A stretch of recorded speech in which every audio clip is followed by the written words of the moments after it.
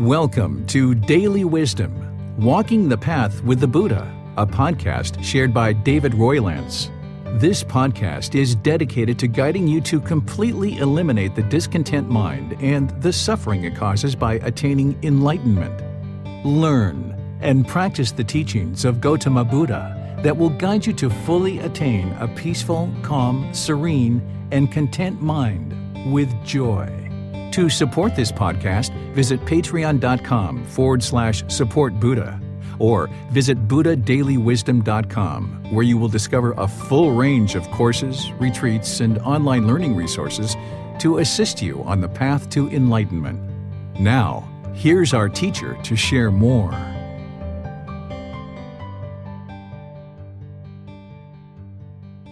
Sawadee Kap. Hello and welcome to Daily Wisdom, Walking the Path with the Buddha.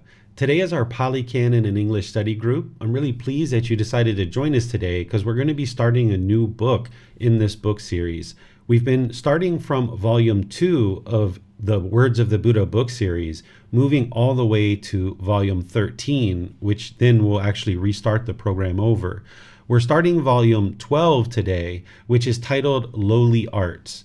This is a book that you're going to learn a lot about how the Buddha spoke and how he taught and how he guided the ordained practitioners, because there's a path to enlightenment that involves things like the Four Noble Truths, the Eightfold Path, and other teachings. It's the Eightfold Path that is the core and central teaching that everything plugs into. And this is what everyone would need to learn and practice in order to get to enlightenment.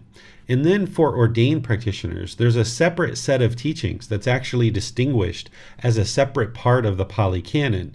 And the average household practitioner doesn't necessarily study this part of the Pali Canon. But here in this book, The Lowly Arts, there's some teachings here where the Buddha is actually teaching directly to ordained practitioners very specific things related to their practice, which is unique to them and is not really involving household practitioners. But the interesting thing is that by studying the teachings that the Buddha shared with ordained practitioners, there are certain things that household practitioners can extrapolate out of these teachings. Now, there's the core path to enlightenment, as I've mentioned, but then there's these kind of higher teachings that are designed to help the ordained practitioners accomplish what it is that they're trying to accomplish, not just enlightenment like everyone is working towards, but also helping them to kind of better refine their conduct and how they interact in the world, because the ordained practitioners and teachers like me, we're setting an example for students. We're becoming a role model in a certain sense of the word, that other people can observe our practice and how we function in the world.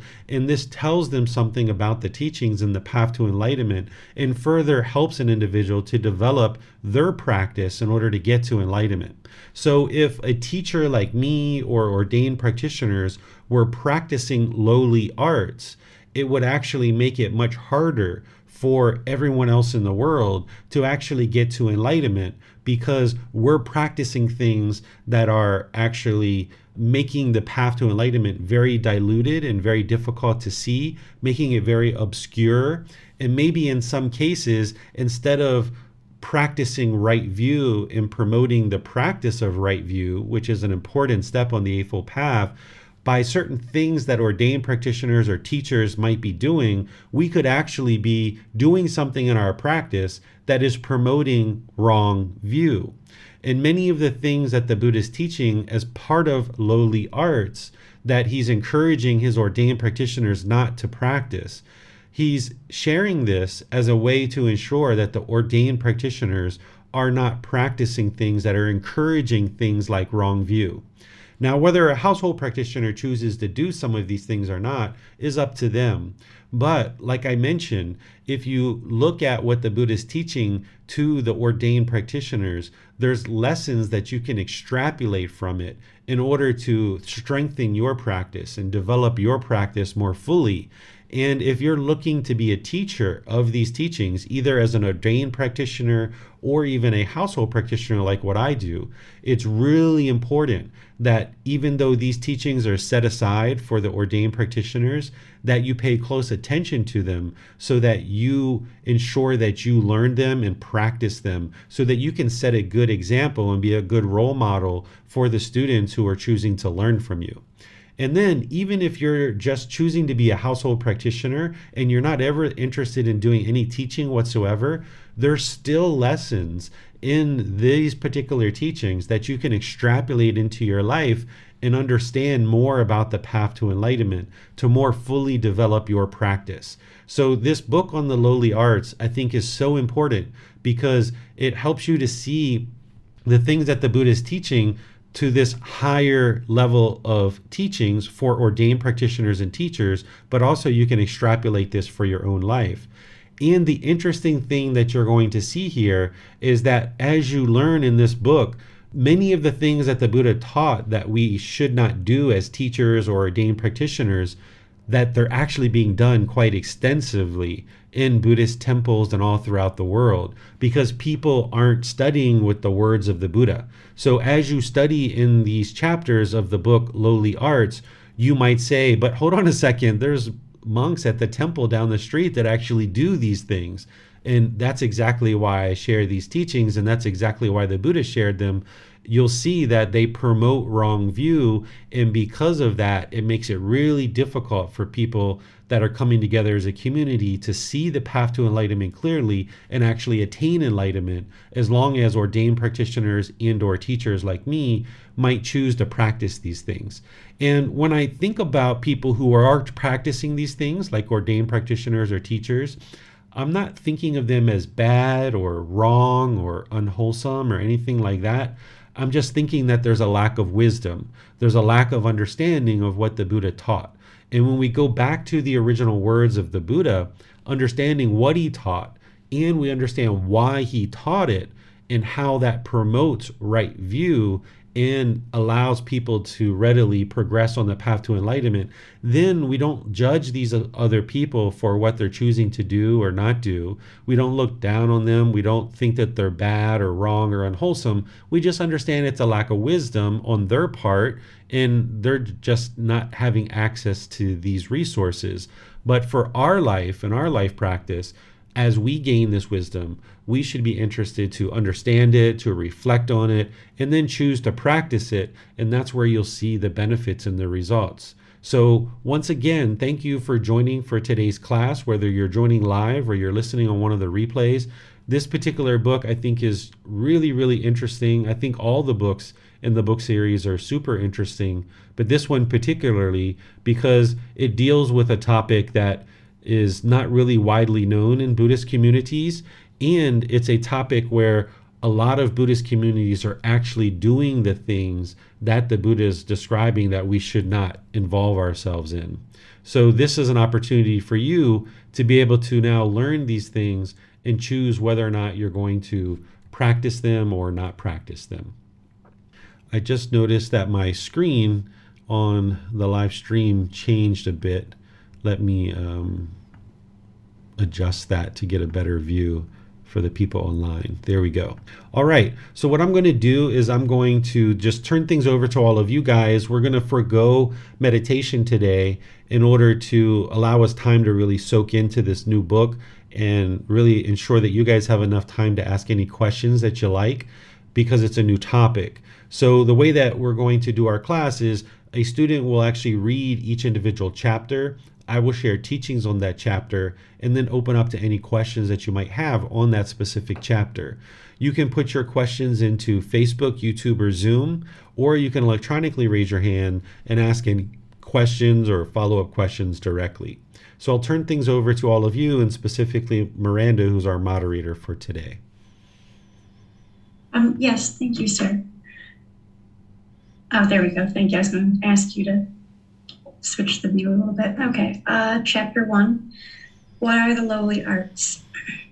Venerable sir, whereas some ascetics and Brahmins, feeding on the food of the dedicated, make their living by such base arts, such wrong means of livelihood as palmistry, divining by signs, portents, dreams, body marks, mouse gnawings, fire oblations, oblations from a ladle of husks, rice powder, rice grains, ghee or oil, from the mouth or of blood, reading the fingertips, house and garden lore, skill in charms, ghost lore, earth house lore, snake lore, poison lore, rat lore, bird lore, crow lore, foretelling a person's lifespan, charms against arrows, knowledge of animals' cries, whereas some ascetics and Brahmins make their living by such base arts as judging the marks of gems, sticks, clothes, swords, spears,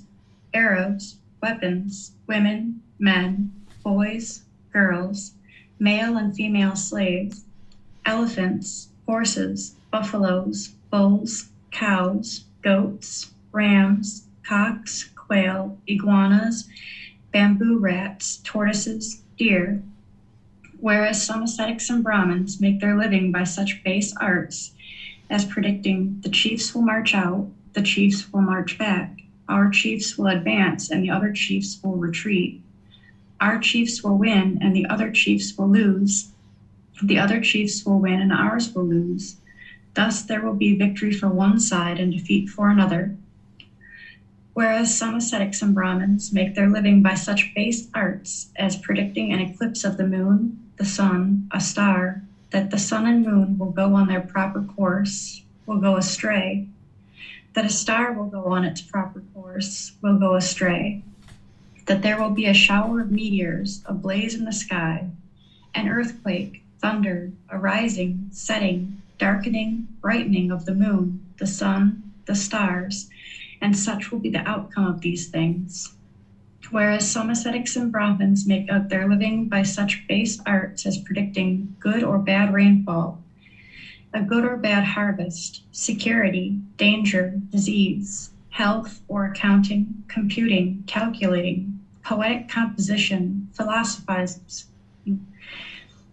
Whereas some ascetics and Brahmins make their living by such base arts as arranging the giving and taking in marriage, engagements and divorces, declaring the time for saving and spending, bringing good or bad luck, procuring abortions, using spells to bind the tongue, binding the jaw, making the hands jerk, causing deafness, getting answers with a mirror, a girl medium, a heavenly being, worshiping the sun or great Brahma, breathing fire, invoking the goddess of luck. Whereas some ascetics and Brahmins, feeding on the word of, or the food of the dedicated, make their living by such base arts, such wrong means of livelihood as appeasing the heavenly beings and redeeming vows to them, making earth house spells, causing virility or impotence, preparing and consecrating building sites, giving ritual rinsings and bathings, making sacrifices, giving emetics, purges, expectorants, and phlegmagogues, giving ear, eye, nose medicine, ointments and counter ointments, eye surgery, podiatry, using balms to counter the side effects of previous remedies. All right. Thank you, Miranda. So here in this part of the discourse, the Buddha is just laying out what are lowly arts. What you're going to see in the next discourse and others is he's going to share that he doesn't do these things. Because remember, during his lifetime, there were multiple teachers who were claiming that it was their teachings that lead to enlightenment. And there were communities of ascetics that had given up worldly possessions and now taken up learning with these various teachers. The Buddha was just one of many teachers. And there's no outward characteristic that somebody can determine that this person's a Buddha. So there's not like a mark on the forehead or a certain mark on the ear that it's like, oh, this person's a Buddha. Everybody drop what you do and learn with this Buddha. That's not actually how it works in the world. Instead, during the lifetime of the Buddha, there were multiple people teaching various things. And the Buddha knew that it was his teachings that lead to enlightenment. And he was declaring what it takes in order to get to enlightenment. And certain things that he's declaring is what he's observing that's going on in the world and helping people understand that these things don't lead to enlightenment. And Here, what he's describing is all the various livelihoods of ways that ascetics or Brahmin, which are Hindu priests, are earning money and making money.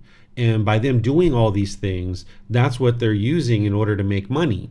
Well, what the Buddha did is the Buddha actually didn't accept money for anything that he did. He only accepted food, water, clothing, shelter, and medical care. Essentially, that's all he really accepted, just things to sustain his life.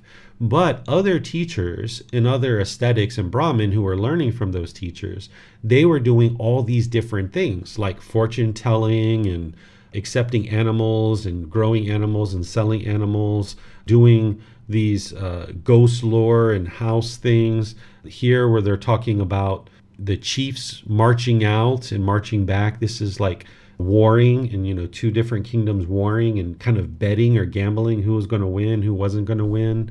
Here he's talking about kind of, information about the weather and how people might look at, the sun and the moon. And he talks about the weather with earthquakes and thunder and stuff like that. He talks about harvesting and different things. There's all these different things that he's talking about that people are using in order to make money and also be an ascetic in getting to enlightenment and trying to share teachings in order to help others get to enlightenment. Well, if an individual is sharing teachings to help students get to enlightenment and they're also making money on the side doing something else, then oftentimes their mind is going to be pulling towards those other activities rather than sharing the teachings with their students. If somebody has given up their life outside of sharing their teachings, then they're fully dedicated to the community that they're supporting. But if they're also doing something on the side, then their dedication is kind of split because they need to maybe sell cars or sell something else on the side and have some kind of business in order to support them to share their teachings. And this might be something that someone does for a period of time as they transition from one livelihood to another livelihood to actually start sharing the teachings. But if somebody is trying to help others get to enlightenment and they've got this other activity on the side, their focus and their attention is split. And their students oftentimes might have difficulty seeing, well, what is this person's real intention? They sell cars on the side and they're teaching how to get to enlightenment as well. And they're actually selling cars to some of their students that they're helping to get to enlightenment. So what is their real goal here? Are they actually trying to sell cars? Are they trying to help people get to enlightenment? It becomes very fuzzy for people's minds and they can't really see really clearly what the true intentions of this teacher are. So the Buddha is sharing ultimately when you see the next discourse that he doesn't do these things because he's trying to keep it very clear in the eyes of his students that all he's interested in is helping people get to enlightenment. That's his only goal. That's the goal of a Buddha, is helping people get to enlightenment. They don't have any other goals whatsoever because they've extinguished all their cravings. They don't have any cravings that are pulling them in any one direction or another. They've extinguished all of those. The only goal, objective, or interest that a Buddha has is to share the teachings into the world that help countless people get to enlightenment, and then their teachings can be preserved after their death so that countless more people can get to enlightenment. So if somebody was practicing these things, it would be very fuzzy for their own mind because their mind would be split, and their students' mind and their perception would also be very split about what is this person's real intention. The other aspect of the reason why the Buddha is going to share with you that he doesn't practice any of these lowly arts is because some of them actually promote wrong view. Where if we're doing the training on the path to enlightenment, helping people's minds come into the present moment, and we're training them to make wise decisions based on the present moment that lead to beneficial results. Well, if you're also teaching fortune telling or palm reading or some of these other things that you're going to hear about in this book, that's really muddying the waters for the students. That on one side, you're teaching this path to enlightenment to bring your mind into the present moment, But on another side, you're making money from fortune telling or reading people's palms or blessing their house or gambling on the weather and things like this. So this makes it very difficult for a student to be able to study with this teacher, this aesthetic, and be able to see clearly what is the path to enlightenment when they're promoting wrong view. Because part of what right view is accepting responsibility for your own feelings, making decisions based on the present moment, and progressing through life, making wise decisions. Well, if we're doing some kind of livelihood like fortune telling and telling people what their future is going to be, this is really detrimental and dangerous to a person's mind, because if they know what their future is, or they think that they know what their future is, because it may or may not even be true, then in the present moment, it's kind of difficult for them to make wise decisions about what may potentially they do now, because their mind is focused on the future. So there's all kinds of difficulties when a aesthetic or Brahmin or a teacher chooses a livelihood outside of just sharing these teachings. It makes it very difficult for that teacher's mind, because it's split between multiple things. And it makes it very difficult for the student's mind to be able to see clearly what are the intentions of this teacher and what are they truly working towards. And in some cases, these lowly arts are going to promote wrong view. And that's why the Buddha is sharing that he doesn't practice any of these lowly arts. That's what he's ultimately going to get to as he shares this. But as I mentioned in the opening, in the introduction, as you learn these lowly arts and what they are, you're going to see that there's a large majority of certain practitioners in the world, particularly ordained practitioners, who do these things. In fact, the temple where I teach, upstairs above the classroom, they actually do this stuff. They do fortune telling and reading palms and things like this. That's their practice. That's what they choose to do. It doesn't affect me. There's lots and lots of people who come for this stuff, and they actually pay money in order to get this stuff done, but it's not what the Buddha actually taught. So as you learn this, feel free to ask questions about what any of these are, and understand that your goal as a practitioner shouldn't be to have your palm read or to have fortune telling. Or if you see ordained practitioners who are doing these things, then you know that they're not practicing the teachings of the Buddha very closely, and you might consider whether it would be wise for you to actually learn from that ordained practitioner or not. Because if they're not understanding this basic and core teaching that the Buddha shared with the ordained practitioners, it kind of leaves you thinking, well, what else don't they understand about the teachings of the Buddha? So if you're looking to study with a teacher that is going to share the path to enlightenment, I would suggest that you would look for a teacher who's dedicated to sharing their teachings. And maybe even if they're doing something on the side, you can see that they're actively working towards moving to a livelihood where they're only sharing these teachings. And as they're sharing their teachings, they're not doing any of these things. Because if a teacher is doing any of these things, it's going to split their mind. It's going to be hard for the students to understand what that teacher is up to. And in a lot of cases, it's going to be promoting wrong view. So you can't be teaching right view on one side and making money from promoting wrong view on another side. This is not wise for a teacher to do. And in my suggestion, it would be unwise for a student to learn from somebody like that. And that's what the Buddha is ultimately going to share with you, that he doesn't do any of these things. And these are some of the reasons why. So let me see what questions you guys have about this chapter. Yes, sir. Donnie has his hand raised. Let's go to him for his question. Thank you, Miranda. Teacher, on the 5th paragraph, they were saying something about accounting, computing, calculating, poetic composition, philosophizing. So does it mean that those people in accounting, IT, poets, and philosophers are doing wrong view?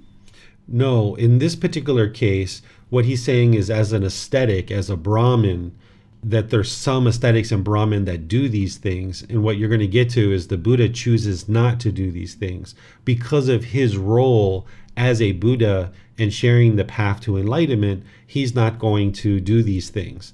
But there's going to be household practitioners that do these things. These particular things aren't wrong view to be able to do these things.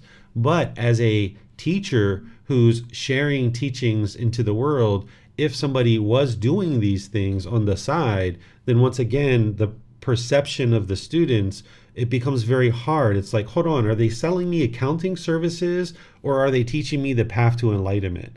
The mind becomes confused because there's different roles here.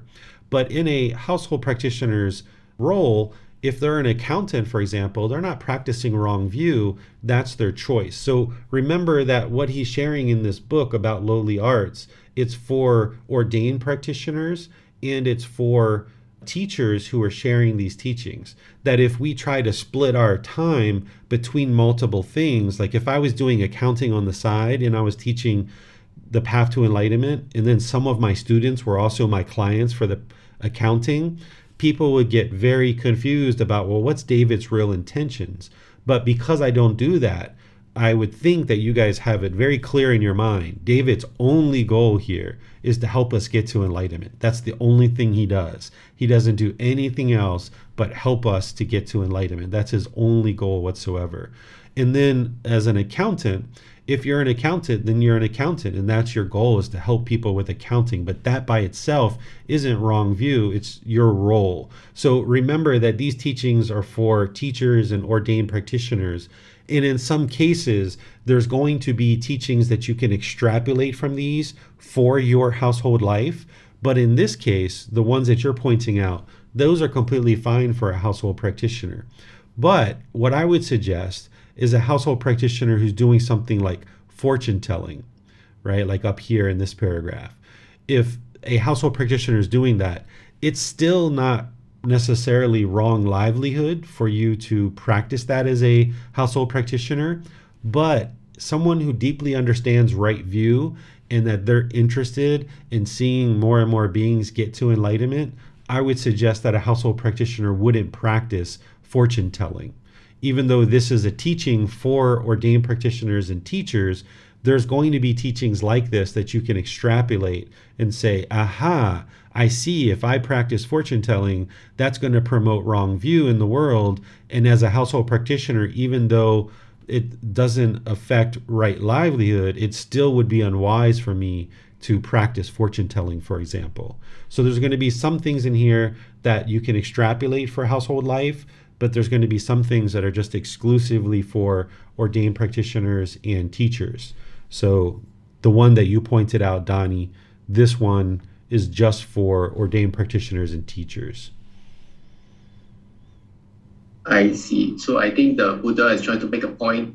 If he is an ordained practitioner, they should be focused only on one thing instead of having any sidelines. Exactly. Because it's going to be confusing, because the whole, what you're going to see the Buddha talks about, and he starts talking about it down here, is he says, one who's feeding on the food of the dedicated, right? So all these household practitioners, you guys included, you're making offerings to your teacher in order for your teacher to then be able to sustain their life and support you in getting to enlightenment. So if somebody's taking in donations and support from household practitioners, and then on the side, they're doing something to make money, it's like, hold on a second. Your students and your community are supporting you in your life, but yet you're over here making money on something else. The Buddha is saying, essentially what you'll see in the next discourse, is he's saying he doesn't do that. That he's basically dedicated to supporting the people who are supporting him. So if you're feeding on the food of the dedicated, if you're accepting donations from the dedicated, those people who are dedicated to get to enlightenment, as an ascetic or a Brahmin or a teacher, you should also be dedicated to helping those individuals get to enlightenment rather than having a side job over here.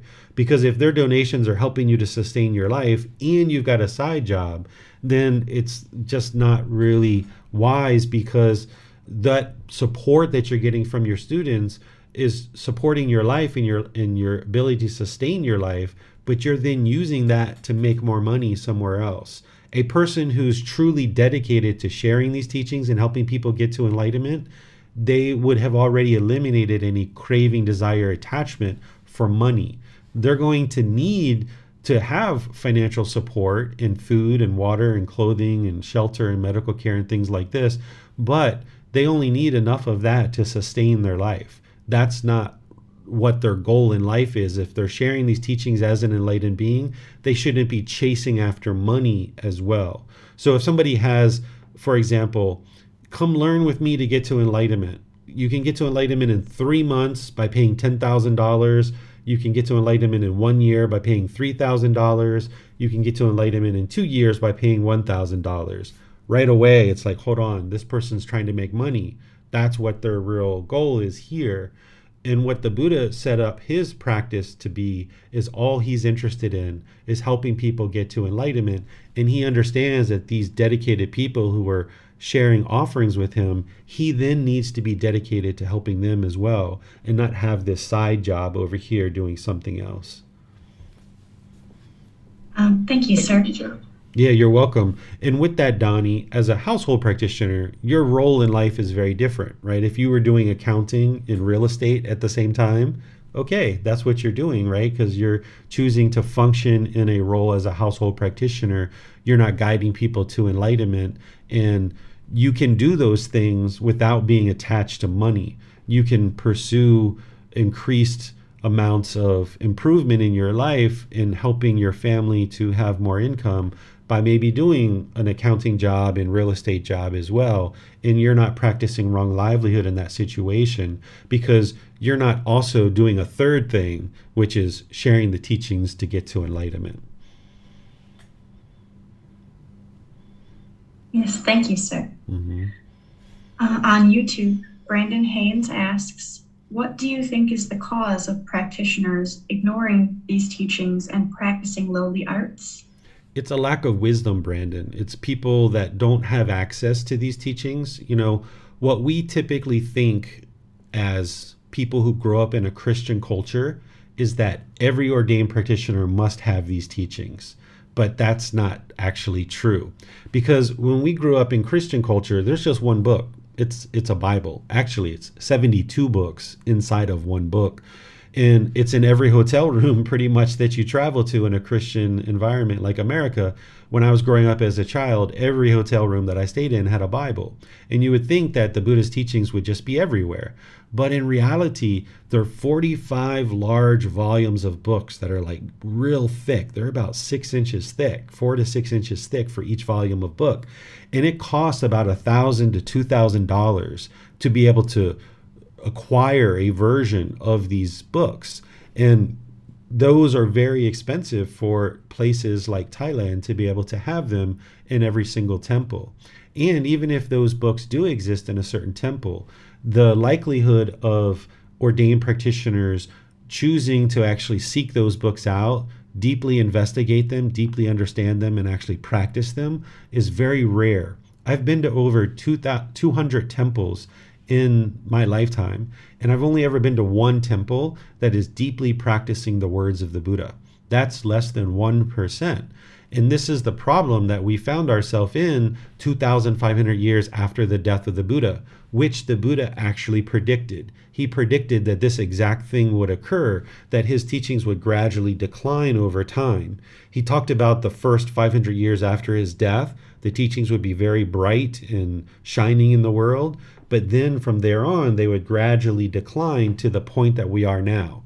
So while we think that every Buddhist ordained practitioner would have access to these teachings and would deeply practice them and heave the words of the Buddha and understand why he's teaching these things, it's actually not the case. That most people have relied on the oral tradition of one person handing down knowledge from one person to the next, to the next, to the next. And because people have relied on the oral tradition, an oral tradition is very easy to be tainted and changed because it's just based on person's memory, sharing from one generation to the next. And if there's craving, anger, and ignorance in the mind is polluted. It's lacking the ability to have clear thoughts and deep memory. So as these teachings have been handed down in an oral tradition for 2,500 years, people have splintered off and created all these different traditions and all these different sects and in all these different temples they're learning different things. There's not just one centralized organization that is collecting up the teachings and then disseminating them out for all the different temples to learn and practice. Instead, each one of these temples function as an individual temple. And whatever the ordained practitioners are learning at a certain temple, and whatever the household practitioners are learning at a certain temple, is based on the wisdom of the master monk at that temple. So if that master monk is deeply practicing the words of the Buddha based on the original source text of the Pali Canon, like what you're studying here, then that temple is going to deeply understand the teachings, and all the monks around that master monk and the household practitioners will be deeply learning and practicing.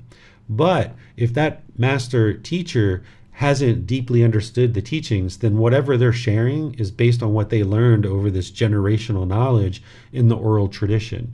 So you'll see that communities of practitioners will kind of gather around a certain teacher, and they're basically learning whatever it is that that teacher does themselves. So you guys are learning what I know from the words of the Buddha, and you guys have access to these teachings, but the average person doesn't.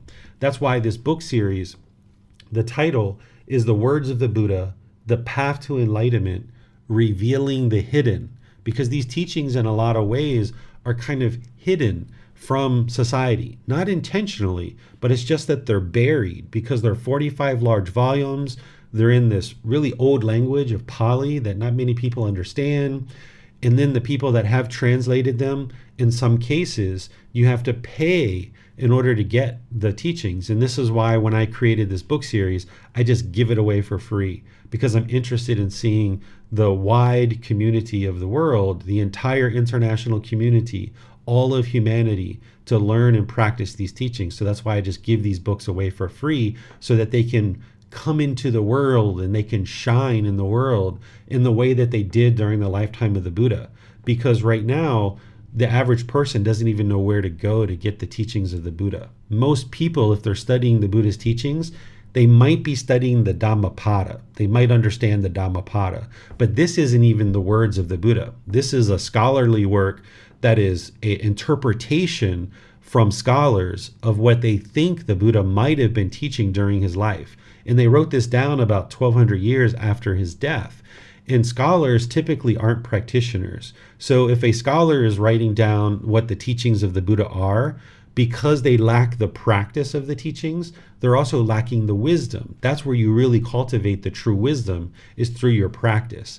So the resources that have been available in the world up until now haven't been very vibrant and haven't been very strong and haven't been very accessible.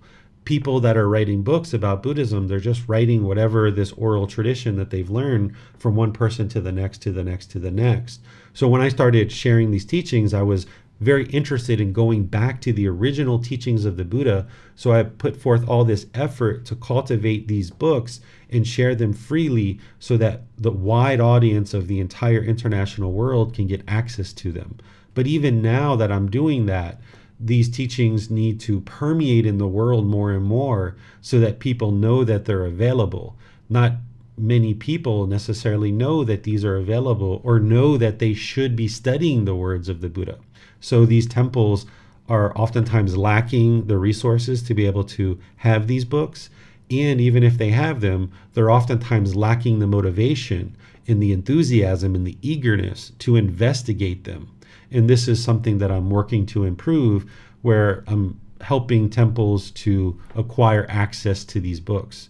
One of the temples that we're looking at to hold our retreat in USA in Georgia, I've been talking to them for about 5 or 6 weeks, and I've learned that they don't have access to these books. So I used some of the donations that the students give me to purchase books to send to this temple in Georgia.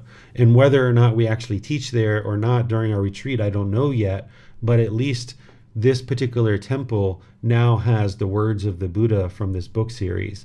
And this is the way that through us practicing generosity and practicing merit, we can now use these resources that we've cultivated and created in our community and now share them with the world in a way that more and more people can get access to them.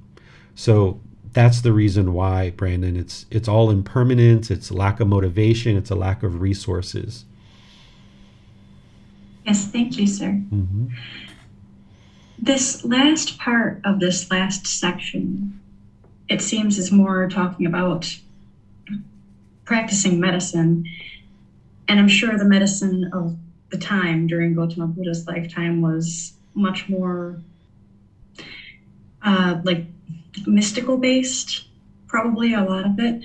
But for someone who would have ordained, who maybe had practiced medicine before, doing this without charging money for it, would that still kind of count as wrong livelihood, or could they do that? Is it just the charging money for these services that would have made it wrong livelihood, sir? It's the charging of money for these things, because that's where the students can't see the real intention behind what's really going on here.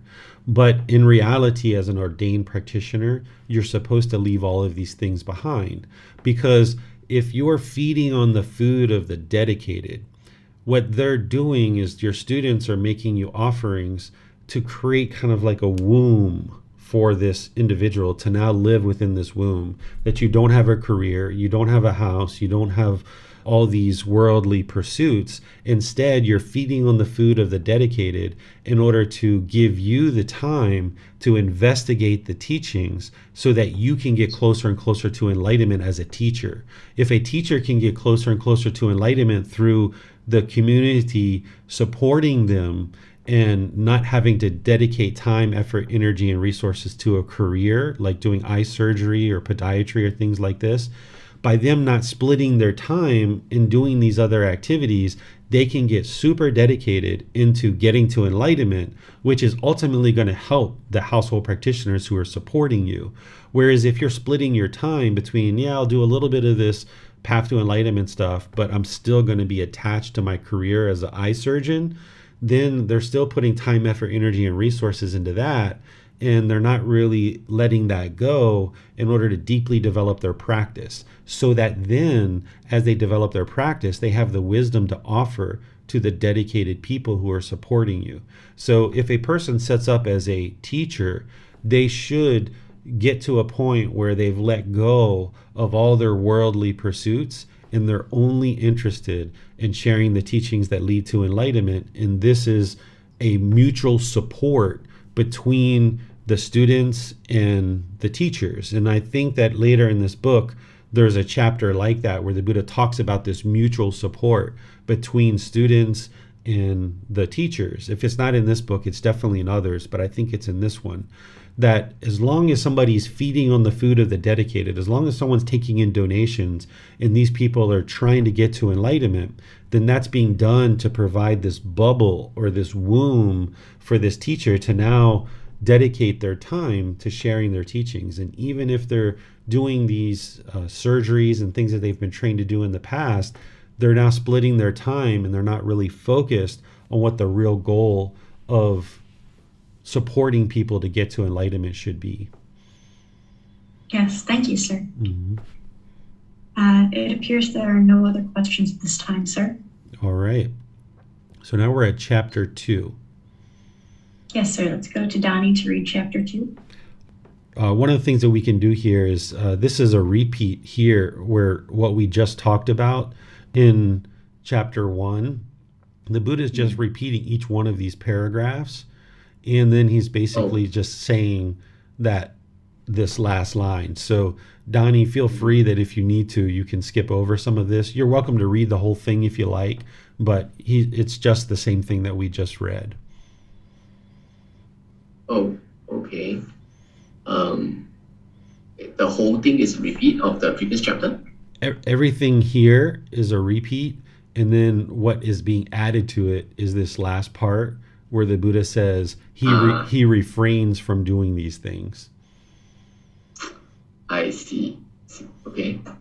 The aesthetic Gotama refrains from such base arts. So from the previous chapter, where the Buddha shared some base art, the aesthetic Gotama refrains from such base arts and wrong means of livelihood. Thus, the worldling would praise the Tathagata. And from the previous chapter as well, the aesthetic Gotama refrains from such base arts, and thus the worldling would praise the Tathagata.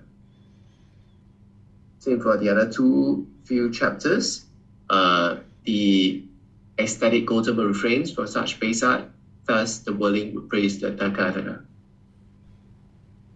And I think that's it.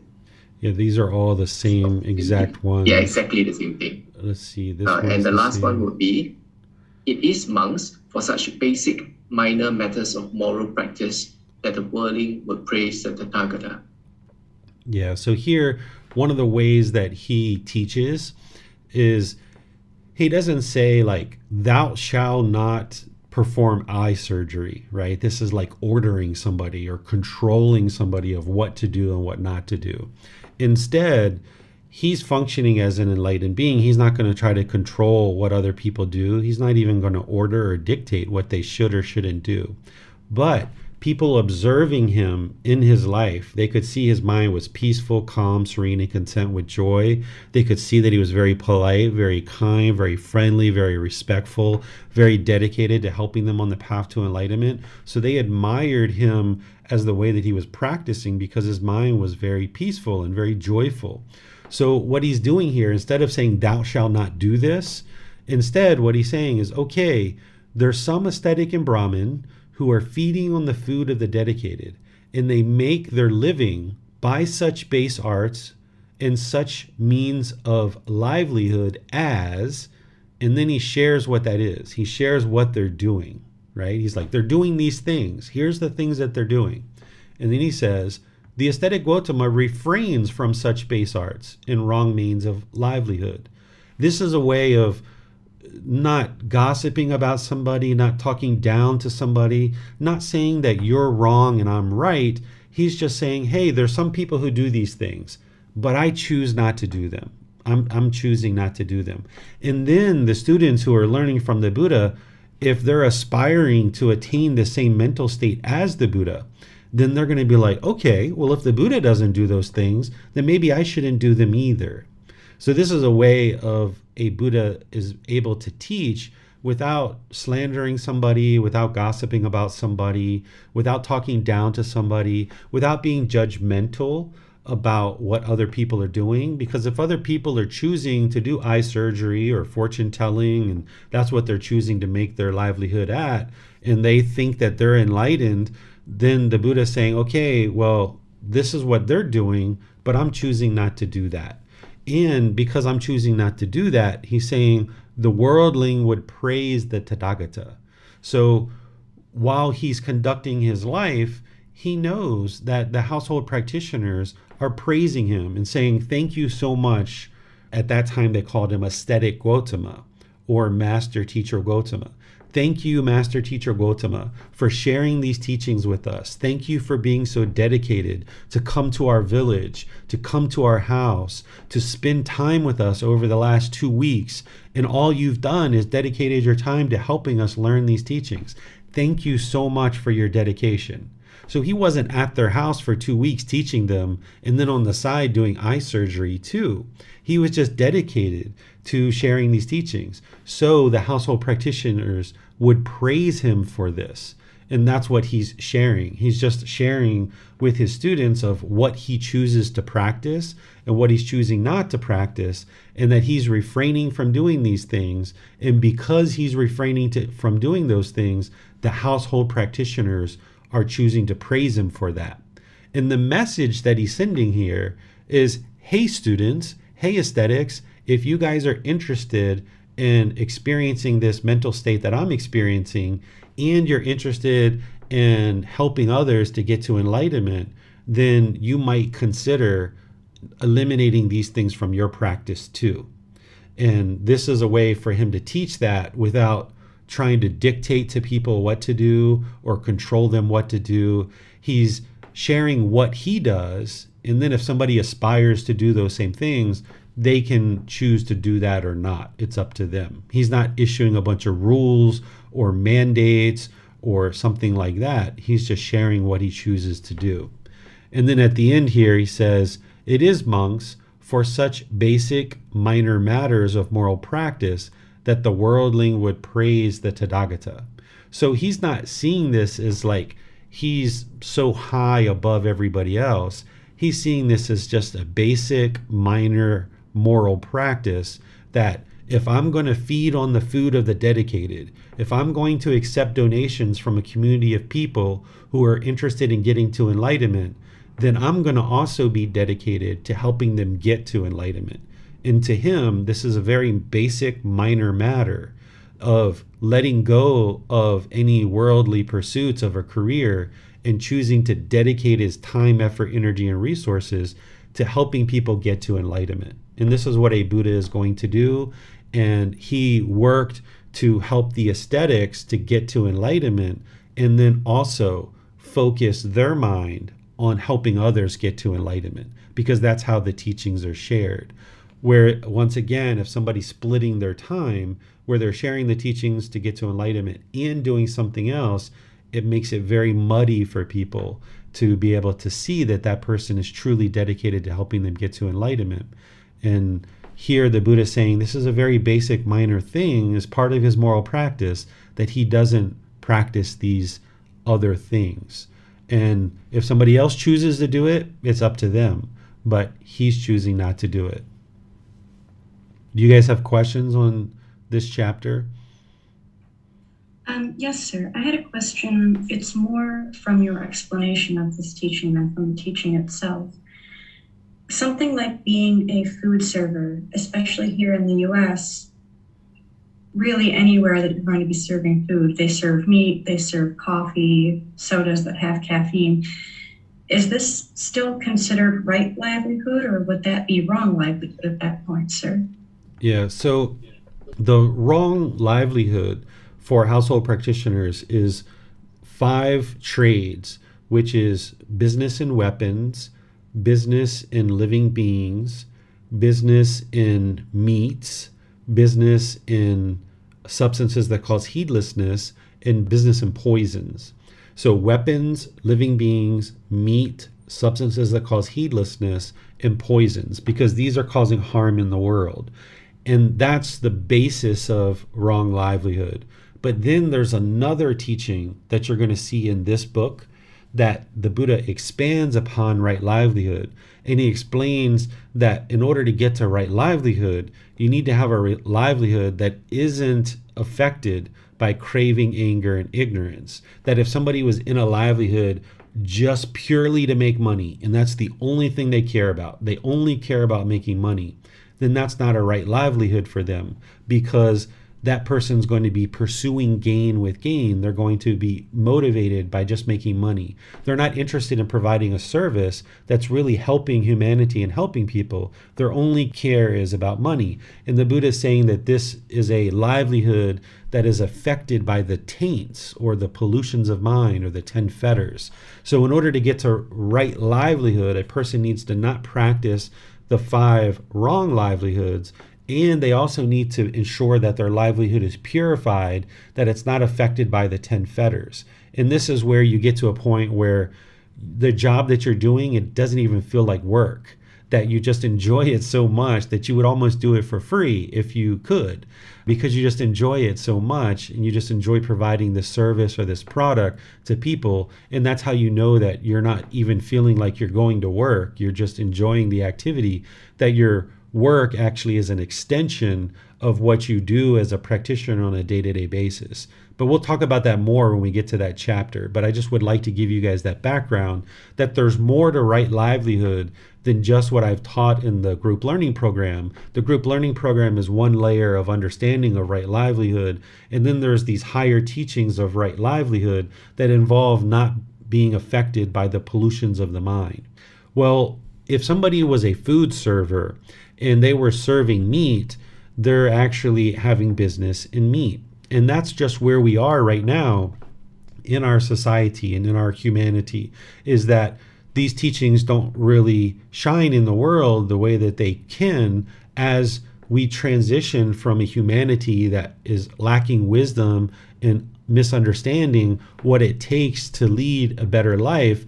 we have been doing things like selling meat, and we've been selling weapons, and we've been selling living beings, and we've been selling substances that cause heedlessness, and we've been selling poisons and things like this. So people might be involved in certain livelihoods now where they're doing those things, and that might be where they're at in their practice.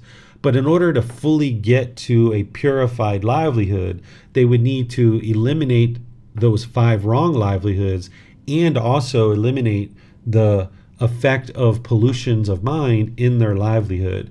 And this is a gradual progression that they might not be there today. They might be doing a job as part of being a food server or a cashier at a grocery store. They're participating in the selling of meat. And yes, this is a wrong livelihood, but it doesn't mean they need to rush out and go change their occupation right away.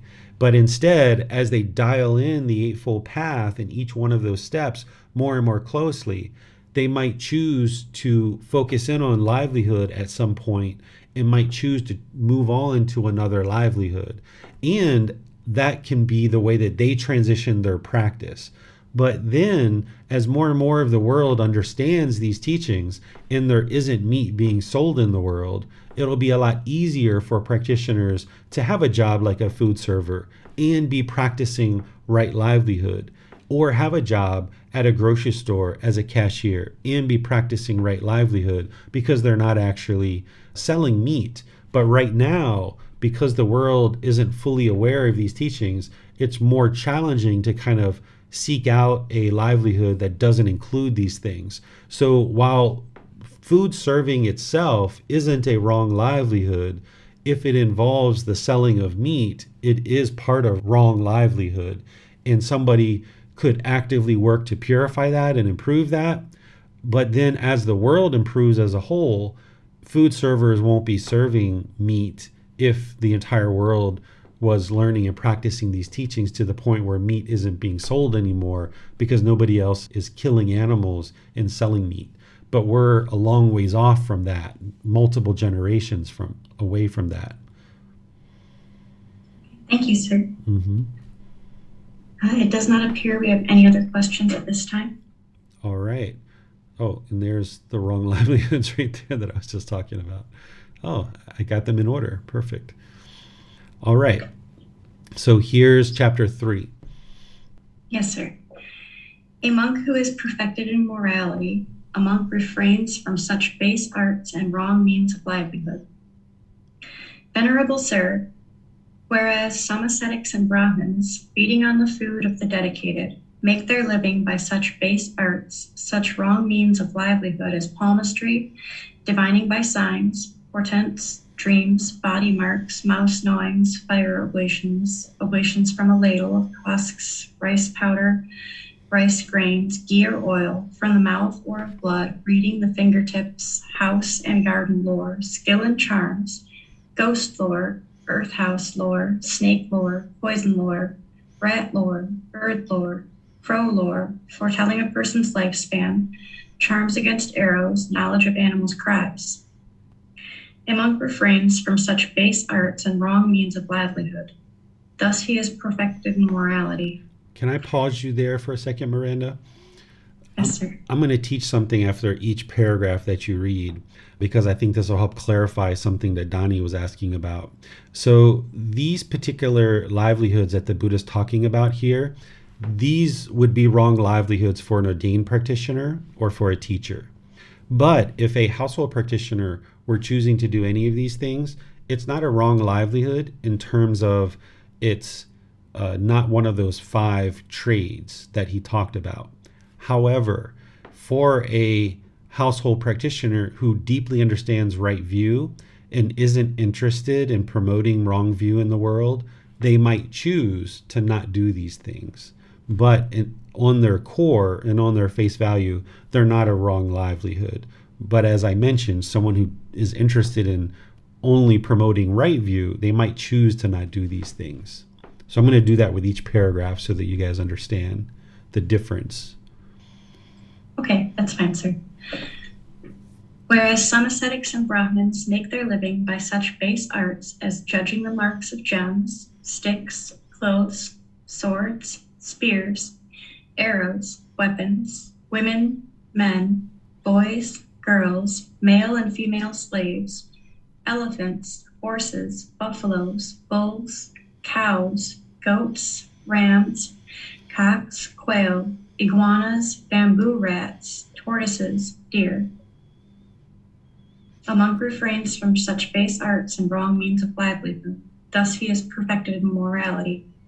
Okay, so these livelihoods here are all wrong livelihoods for an ordained practitioner or for a teacher. But for a household practitioner, if they were focused on marks of gems, sticks, and clothes, this isn't a wrong livelihood for a household practitioner, and it also doesn't promote wrong view. So there's no harm in a household practitioner focusing on gems, sticks, and clothes.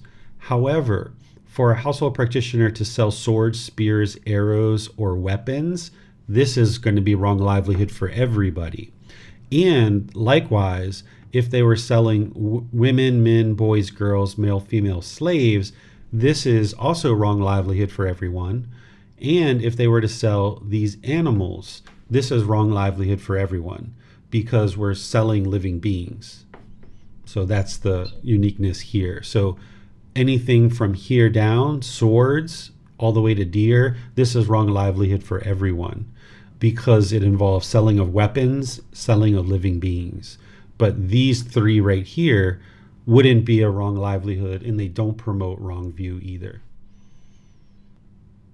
Whereas some ascetics and Brahmins make their living by such base arts as predicting the chiefs will march out, the chiefs will march back, our chiefs will advance and the other chiefs will retreat, our chiefs will win and the other chiefs will lose, the other chiefs will win and ours will lose. Thus there will be victory for one side and defeat for the other. A monk refrains from such base arts and wrong means of livelihood. Thus he is perfected in morality.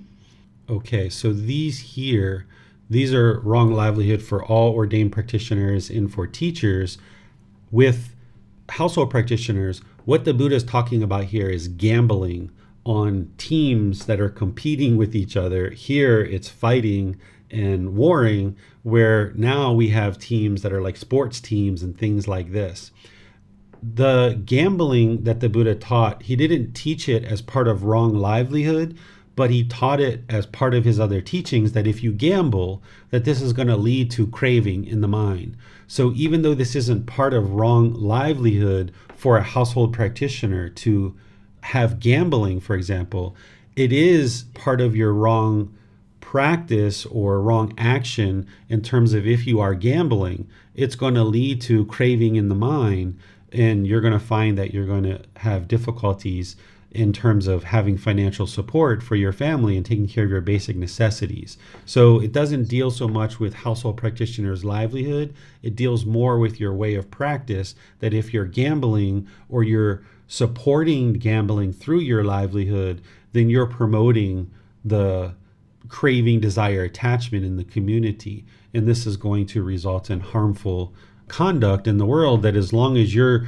doing some kind of livelihood that is a rising craving in the mind, it's going to promote difficulties and struggles in your community, and you're going to experience the results of that. Whereas some ascetics and Brahmins make their living by such base arts as predicting an eclipse of the moon, the sun, a star, that the sun and moon will go on their proper course, will go astray, that a star will go on its proper course, will go astray, that there will be a shower of meteors, a blaze in the sky, an earthquake, thunder, a rising, setting, darkening, brightening of the moon, the sun, the stars, and such will be the outcome of these things. A monk refrains from such base arts and wrong means of livelihood. Thus he is perfected in morality. Okay, so once again, for ordained practitioners and for teachers, this would be a wrong livelihood because we're not dedicated to sharing the teachings of the Buddha, which is what a teacher is setting up to do or an ordained practitioner is setting up to do. But for a household practitioner, we need these things. We need meteorologists to tell us that there's a storm coming, or that there's a meteor shower, or that there's a potential earthquake, or things like this. There's astronomers and meteorologists that base their livelihood off of this. And this is helpful to humanity because we can use that information to make decisions to maintain our safety for ourselves and our family and our possessions. So this is one of those ones where anything outside of sharing the teachings of the Buddha for an aesthetic or for a teacher would be a wrong livelihood. But for a household practitioner, these aren't going to be a wrong livelihood because they're actually beneficial to humanity. Whereas some ascetics and Brahmins make their living by such base arts as predicting good or bad rainfall, a good or bad harvest, security, danger, disease, health, or accounting, computing, calculating, poetic composition, philosophizing. A monk refrains from such base arts and wrong means of livelihood, thus he is perfected in morality. Okay, this is the same as the last paragraph, that for ordained practitioners and teachers, we wouldn't do these things, but for a household practitioner, these are needed as part of society and ensuring that there's these skills that are available in the community in order to allow us to be able to know whether there's going to be good or bad rainfall and what crops should we actually plant in our community. Is there going to be a good or bad harvest? The security and danger, health and disease, accounting, computing, calculating, poetic composition, and philosophizing. These are all things that are beneficial. So household practitioners will potentially do those things, and they're completely practicing right livelihood in terms of the 5 wrong livelihoods. And then as long as these things aren't being done out of craving, anger, and ignorance, then they're not being affected by the pollution of the mind. So these are things that household practitioners may choose to do, and it's benefiting humanity. Whereas some ascetics and Brahmins make their living by such base arts as arranging the giving and taking in marriage, engagements and divorces, declaring the time for saving and spending, bringing good or bad luck, procuring abortions, using spells to bind the tongue, binding the jaw, making the hands jerk, causing deafness, getting answers with a mirror, a girl medium, a heavenly being, worshipping the sun or great Brahma, breathing fire, invoking the goddess of love. A monk refrains from such base arts and wrong means of livelihood. Thus he is perfected in morality. Okay, so this is a more diverse list that we need to parse out. So arranging the giving and taking of marriage, this would be like a ordained practitioner who's saying, oh, you would be good with this person and you should come together and marry. And now because of their position as an ordained practitioner, the people believe it and they haven't really made the decision for themselves. But instead, this person is trying to control who gets married and who doesn't and who gets married to who.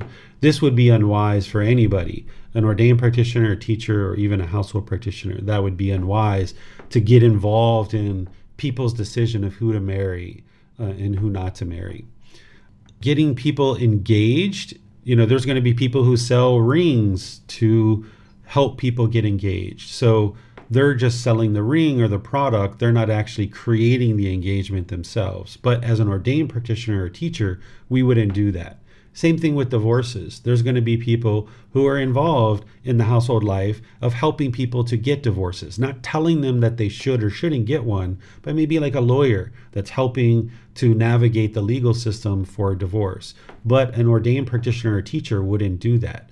The choice of whether people choose to get engaged or divorced is up to the individual person, not up to the teacher or the ordained practitioner. We might give you advice of, oh, that relationship looks very challenging. It looks like it's going to be difficult. If you're going to be with this person, you guys are going to probably need to sort this part of your relationship out. But we shouldn't be in a position of absolutely telling somebody to marry or divorce or something like that. Declaring the time for saving and spending. Once again, there's going to be governments and there's going to be financial advisors who are going to need to do this in the household life. But as an ordained or practitioner or teacher, we wouldn't do that. Bringing good luck or bad luck, there's no such thing as good luck or bad luck. So if we're promoting that as an ordained practitioner or teacher, it's causing harm in the world. And the same thing for a household practitioner. While it's not a wrong livelihood, it is promoting wrong view. Procuring abortions, this would actually be part of wrong livelihood for everyone. I know that in some communities, abortion is a political issue. For me, it's not a political issue. Whether it's legal to get an abortion or illegal to get an abortion, that's for lawmakers and elected officials and people who vote to make those decisions. But in terms of practicing teachings that are going to help you get to enlightenment, then you would consider whether or not getting an abortion would be wise for you or not. And there's some situations where it might make sense for you to get an abortion, and that's something that is going to need to, someone's going to need to have the freedom to be able to make that choice for themselves, not based on what I would share, because it's not an all or nothing. It's not like everybody shouldn't get an abortion, everybody should get an abortion. There's certain situations where people may need to get an abortion, and that's their personal choice. But in terms of someone who's procuring an abortion for another person, this is contributing to the death of a living being, even though it's in the womb, and it would cause difficulties in that person's life as a livelihood if they're choosing to do that, because it's business and living beings. And in terms of the first precept of killing living beings, it would be problematic for them. They might actually experience discontentedness and problems in their life as a result of that. So whether it's legal or illegal is up to other people. What I'm sharing here is that it would be a wrong livelihood for an ordained practitioner and a teacher, and even for a household practitioner to do this, it would be considered a wrong livelihood. And this is why people tend to have a lot of difficulties who are participating in abortions. They tend to come up against a lot of aggression and hostility in the community because of that. Using spells to bind the tongue, bind the jaw, all of these spells that the Buddha is talking about here, this is getting answers from the mirror, a girl medium, interacting with heavenly beings. This, of course, is wrong livelihood for an ordained practitioner and a teacher. For a household practitioner, this isn't necessarily a wrong livelihood in terms of the 5 trades, but this is very harmful in the world if these things are actually able to get done, because it promotes wrong view and it promotes problems in the community of doing these things. Worshipping the sun and worshiping God. For a ordained practitioner or a teacher, we're not going to teach any worship of anything, because worshiping isn't what's going to lead to enlightenment. But that doesn't mean that somebody can't worship or that they shouldn't worship. If someone chooses to worship God, that's completely fine. They can do that. But they need to understand that through that worship of God, it's not going to produce enlightenment for them, because God isn't the one who's granting you the enlightenment. So if someone's choosing to worship God, or they're choosing to have an occupation like a priest, like a Catholic priest or a Christian priest, they're not performing wrong livelihood. They're just helping people to understand how to worship God. But if somebody believes that worshiping God is going to produce some kind of benefit in terms of getting to enlightenment, then they're not understanding craving, anger, and ignorance, or the unknowing of true reality. That it's the cultivation of wisdom that improves your mind to make wise decisions that leads to improved outcomes in your life. By you cultivating wisdom and making wiser choices in your life, that's what leads to improved results. You can worship God all day long if you like. That's not causing any harm. But when you think that worshiping God is going to improve your decision making and make you a richer person, a kinder person, a more loving person, that's not how that's going to happen. It has to happen through your wisdom and training your mind. So if someone chooses to worship God or chooses to have an occupation of doing that as a household practitioner, then that's completely fine and up to them to be able to do that, as long as they understand that they can promote right view, that, okay, I'm going to teach you how to worship God, but maintain right view that God isn't the one who's going to grant you wishes as part of your worship. And then breathing fire, invoking the goddess of luck, again, for ordained practitioners and teachers, all of these things are going to be wrong livelihood. For a household practitioner, If there's a performance where they're spitting fire and things like this, okay, that's their entertainment. That's not a wrong livelihood. Invoking the goddess of luck, there's no such thing as a goddess of luck. If somebody's choosing to do this, they're leading people down the path of wrong view, and it would be unwise to do that. All right, so the next paragraph. Whereas some ascetics and Brahmins, feeding on the food of the dedicated, make their living by such base arts, such wrong means of livelihood as appeasing the heavenly beings and redeeming vows to them, making earth house spells, causing virility or impotence, preparing and consecrating building sites, giving ritual rinsings and bathings, making sacrifices, giving emetics, purges, expectorants, and phlegmagogues, giving ear, eye, nose medicine, ointments and counter ointments, eye surgery, podiatry, using balms to counter the side effects of previous remedies. A monk refrains from such base arts and wrong means of livelihood. Thus he is perfected in morality. Okay, so again, all ordained practitioners and teachers, these would be wrong livelihoods. But the way that this breaks down is these first several, which goes up to, where is it? Right here. These are all like rites, rituals, ceremonies, and worship, essentially. This is going to be a wrong livelihood for ordained practitioners and teachers. For household practitioners, it doesn't affect the 5 wrong livelihoods that the Buddha taught. However, it promotes wrong view in the community, and somebody who's deeply practicing these teachings wouldn't be interested in promoting wrong view.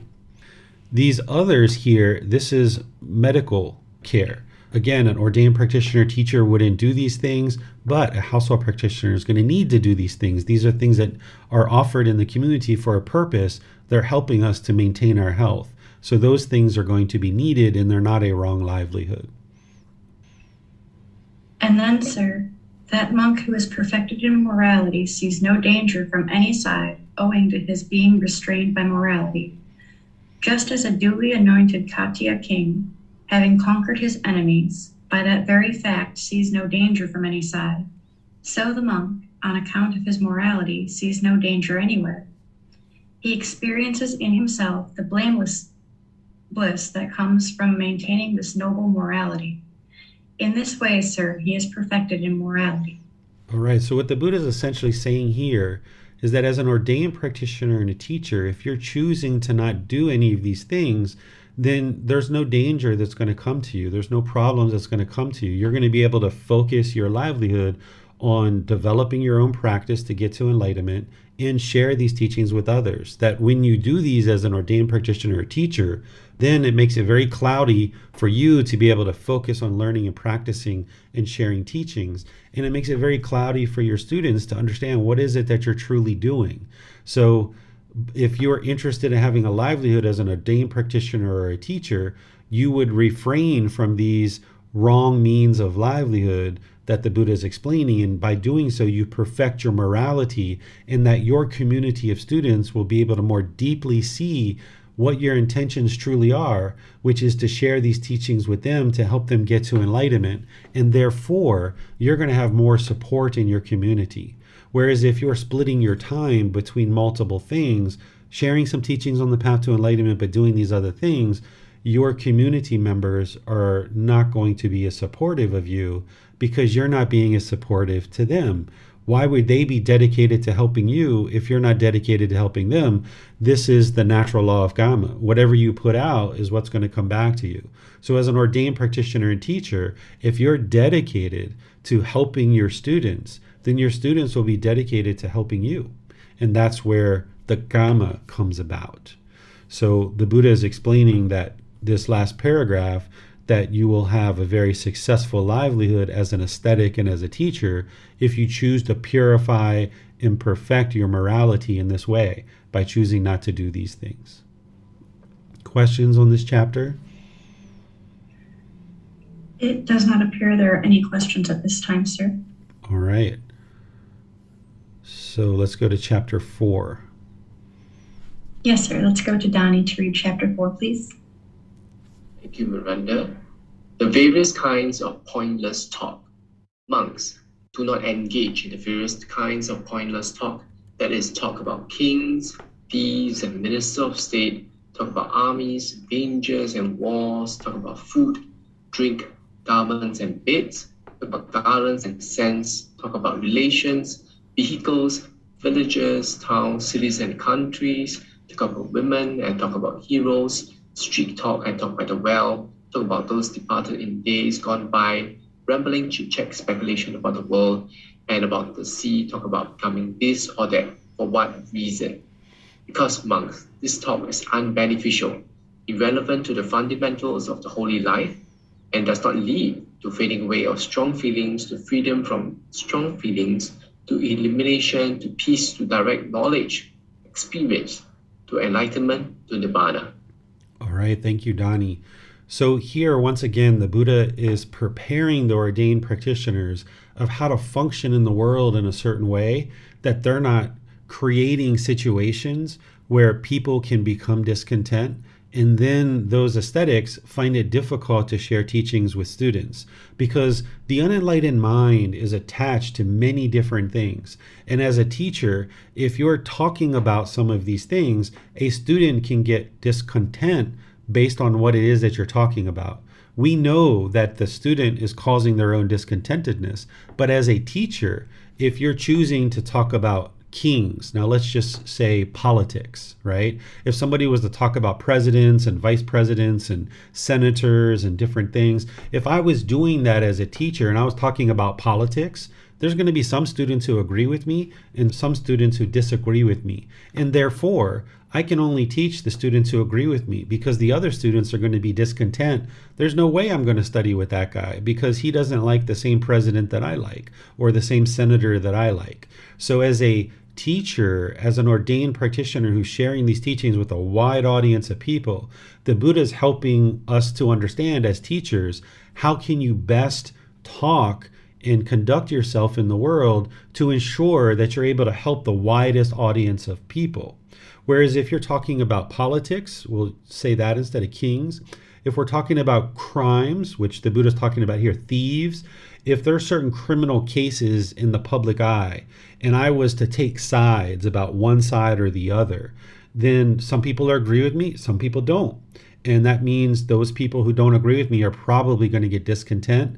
They're going to associate it with me causing their discontentedness, and they're going to choose to not learn these teachings. So it's hindering people from learning if an ascetic or a Brahmin or a teacher, an ordained practitioner, talks about kings, thieves, and ministers of state, which is essentially politics and crime that's in the public eye.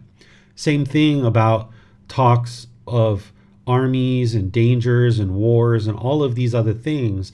These are just opportunities for people to get discontent. If we were to talk about villages, towns, cities, or countries, if I was to bash the USA or bash the UK or bash Australia or something like this, or talk really harsh about China or Russia or Japan, people in those countries that are identifying with I am American or I am Australian or I am Japanese, they're going to be very discontent because of their personal existence view. They're going to attribute that to me because of my gossip and my slander, and I'm not practicing in a way that opens up these teachings to a wide audience of people. So the Buddha is guiding us ordained practitioners and us teachers to see that by us talking about these things, it's going to cause complications in the community because of our conduct of choosing to talk about things other than what leads to enlightenment. This last paragraph that he's teaching about here, he's essentially focusing us on talking about things that are related to the path to enlightenment. That's the only thing the Buddha talked about. From the time that he got to enlightenment until the time that he died, he shared teachings that lead to enlightenment. He didn't just chit-chat or have rambling talk. So this is very wise for an ordained practitioner and a teacher.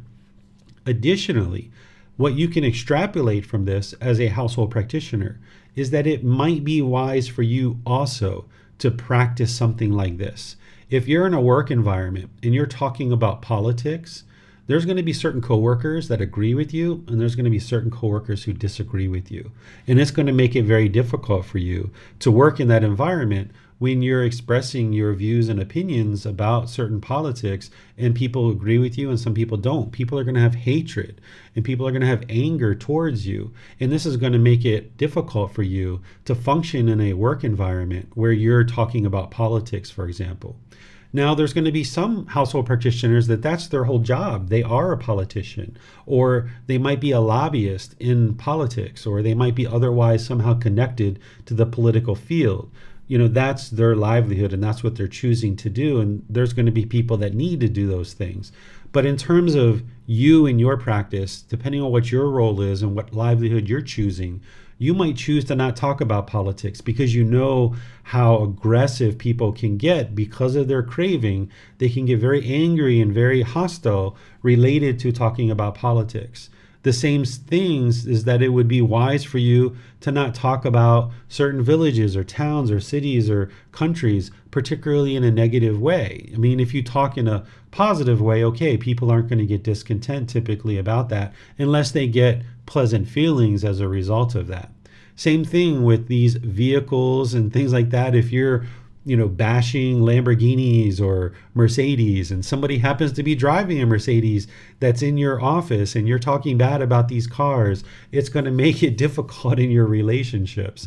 So the Buddha is giving guidance here for ordained practitioners and teachers to make it so that we don't talk about things that our students and our community is going to find problems with, and then it's going to have them push away from the teachings because of aversion.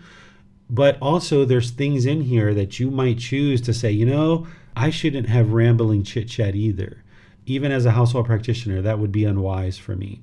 Or what's another one? Talk about women and talk about heroes, right? If you're at the office talking about men or women or sexual things going on in your private life, that would be kind of unwise of you. So you can extrapolate what the Buddha's saying here, understanding that he's sharing it in order to help ordained practitioners and teachers to not cause difficulties in their community of people who are learning from them. But you can also use these to your benefit in your work environment, in your personal life, in your community, in your neighborhood. It would be wise for you to practice these same things as well. What questions do you guys have on this chapter? Yes, sir. It seems that as a teacher, we do have to talk a bit about like food, drink, garments, and beds because of being vegetarian, vegan, being part of the path for many practitioners. Drink, not ingesting substances that cause heedlessness through caffeine and alcohol. Garments and beds, not promoting ego, losing that self-image that we tend to try to project onto the world. But what does this mean about not talking about those things when really as a teacher we would have to, sir? Yeah, so it's key to see this part here, this various kinds of pointless talk where we were just chit-chatting like, Miranda, those chocolate donuts are just amazing. I can't imagine not eating chocolate donuts. Oh my goodness, I just adore chocolate donuts. Where are all the chocolate donuts, right? This would be pointless talk. But if there's a purpose behind our talk where I say, Miranda, I choose not to drink coffee because of the caffeine. And I notice with caffeine, it elevates the excitement in the mind, and I choose to not drink caffeine any longer. Now there's a purpose behind us talking about it. It's not pointless. Okay, yes, I see the difference there, sir. Thank you. Mm-hmm. It does not appear there are any other questions at this time, sir. All right, so we'll go to the next chapter, which is chapter 5. The ascetic Gotama refrained from pointless talk. Whereas some ascetics and Brahmins, feeding on the food of the dedicated, remain addicted to such distasteful conversation as about kings, thieves, and ministers of state, talk about armies, dangers, and wars, talk about food, drink, garments, and beds, talk about garlands and scents, talk about relations, vehicles, villages, towns, cities, and countries, talk about women and talk about heroes, street talk and talk by the well, talk about those departed in days gone by, rambling chit-chat, speculation about the world and about the sea, talk about becoming this or that. The ascetic Gotama refrains from such conversation. Thus the worldling would praise the Tathagata. Okay, so this is the same way that the Buddha was teaching in the previous chapter, where instead of saying, thou shalt not do this, I'm going to make a rule that nobody can talk about these things. That's not the way a Buddha teaches. Instead, he's just explaining what he does as part of his practice.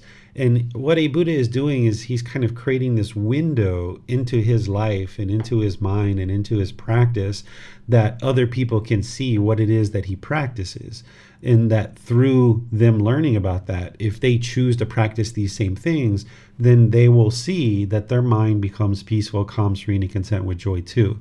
A Buddha is not making rules or commandments or a list of forbidden activity. Instead, they're giving their students this window into their mind that they can then see what it is that they practice and why.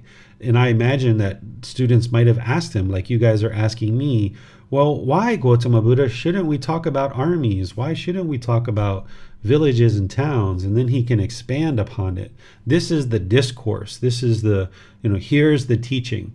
But then the Buddha would have added additional content as students ask questions about these things.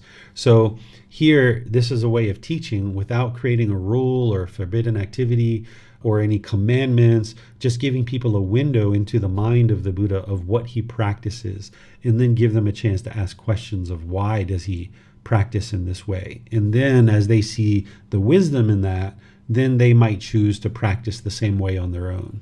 A Buddha doesn't have a craving to force people to practice what it is that they're practicing, but instead, like I said, has that window of opening up their mind to others so that people can get a glimpse and an understanding and a deep investigation of why that individual is practicing what it is that they're practicing. And through that investigation, in you choosing to see the wisdom in that, then when you practice those same things, you'll see that your mind becomes peaceful, calm, serene, and content with joy as well. Yes, sir. On Facebook, Tonka has a question, I think more relating to not having pointless chit-chat in answering the question. She asks how to answer best the question of why don't you eat meat, sir? Yeah, so if somebody asks me why I don't eat meat, I let them know that I'm not interested in killing animals and having my decisions to choose to kill animals.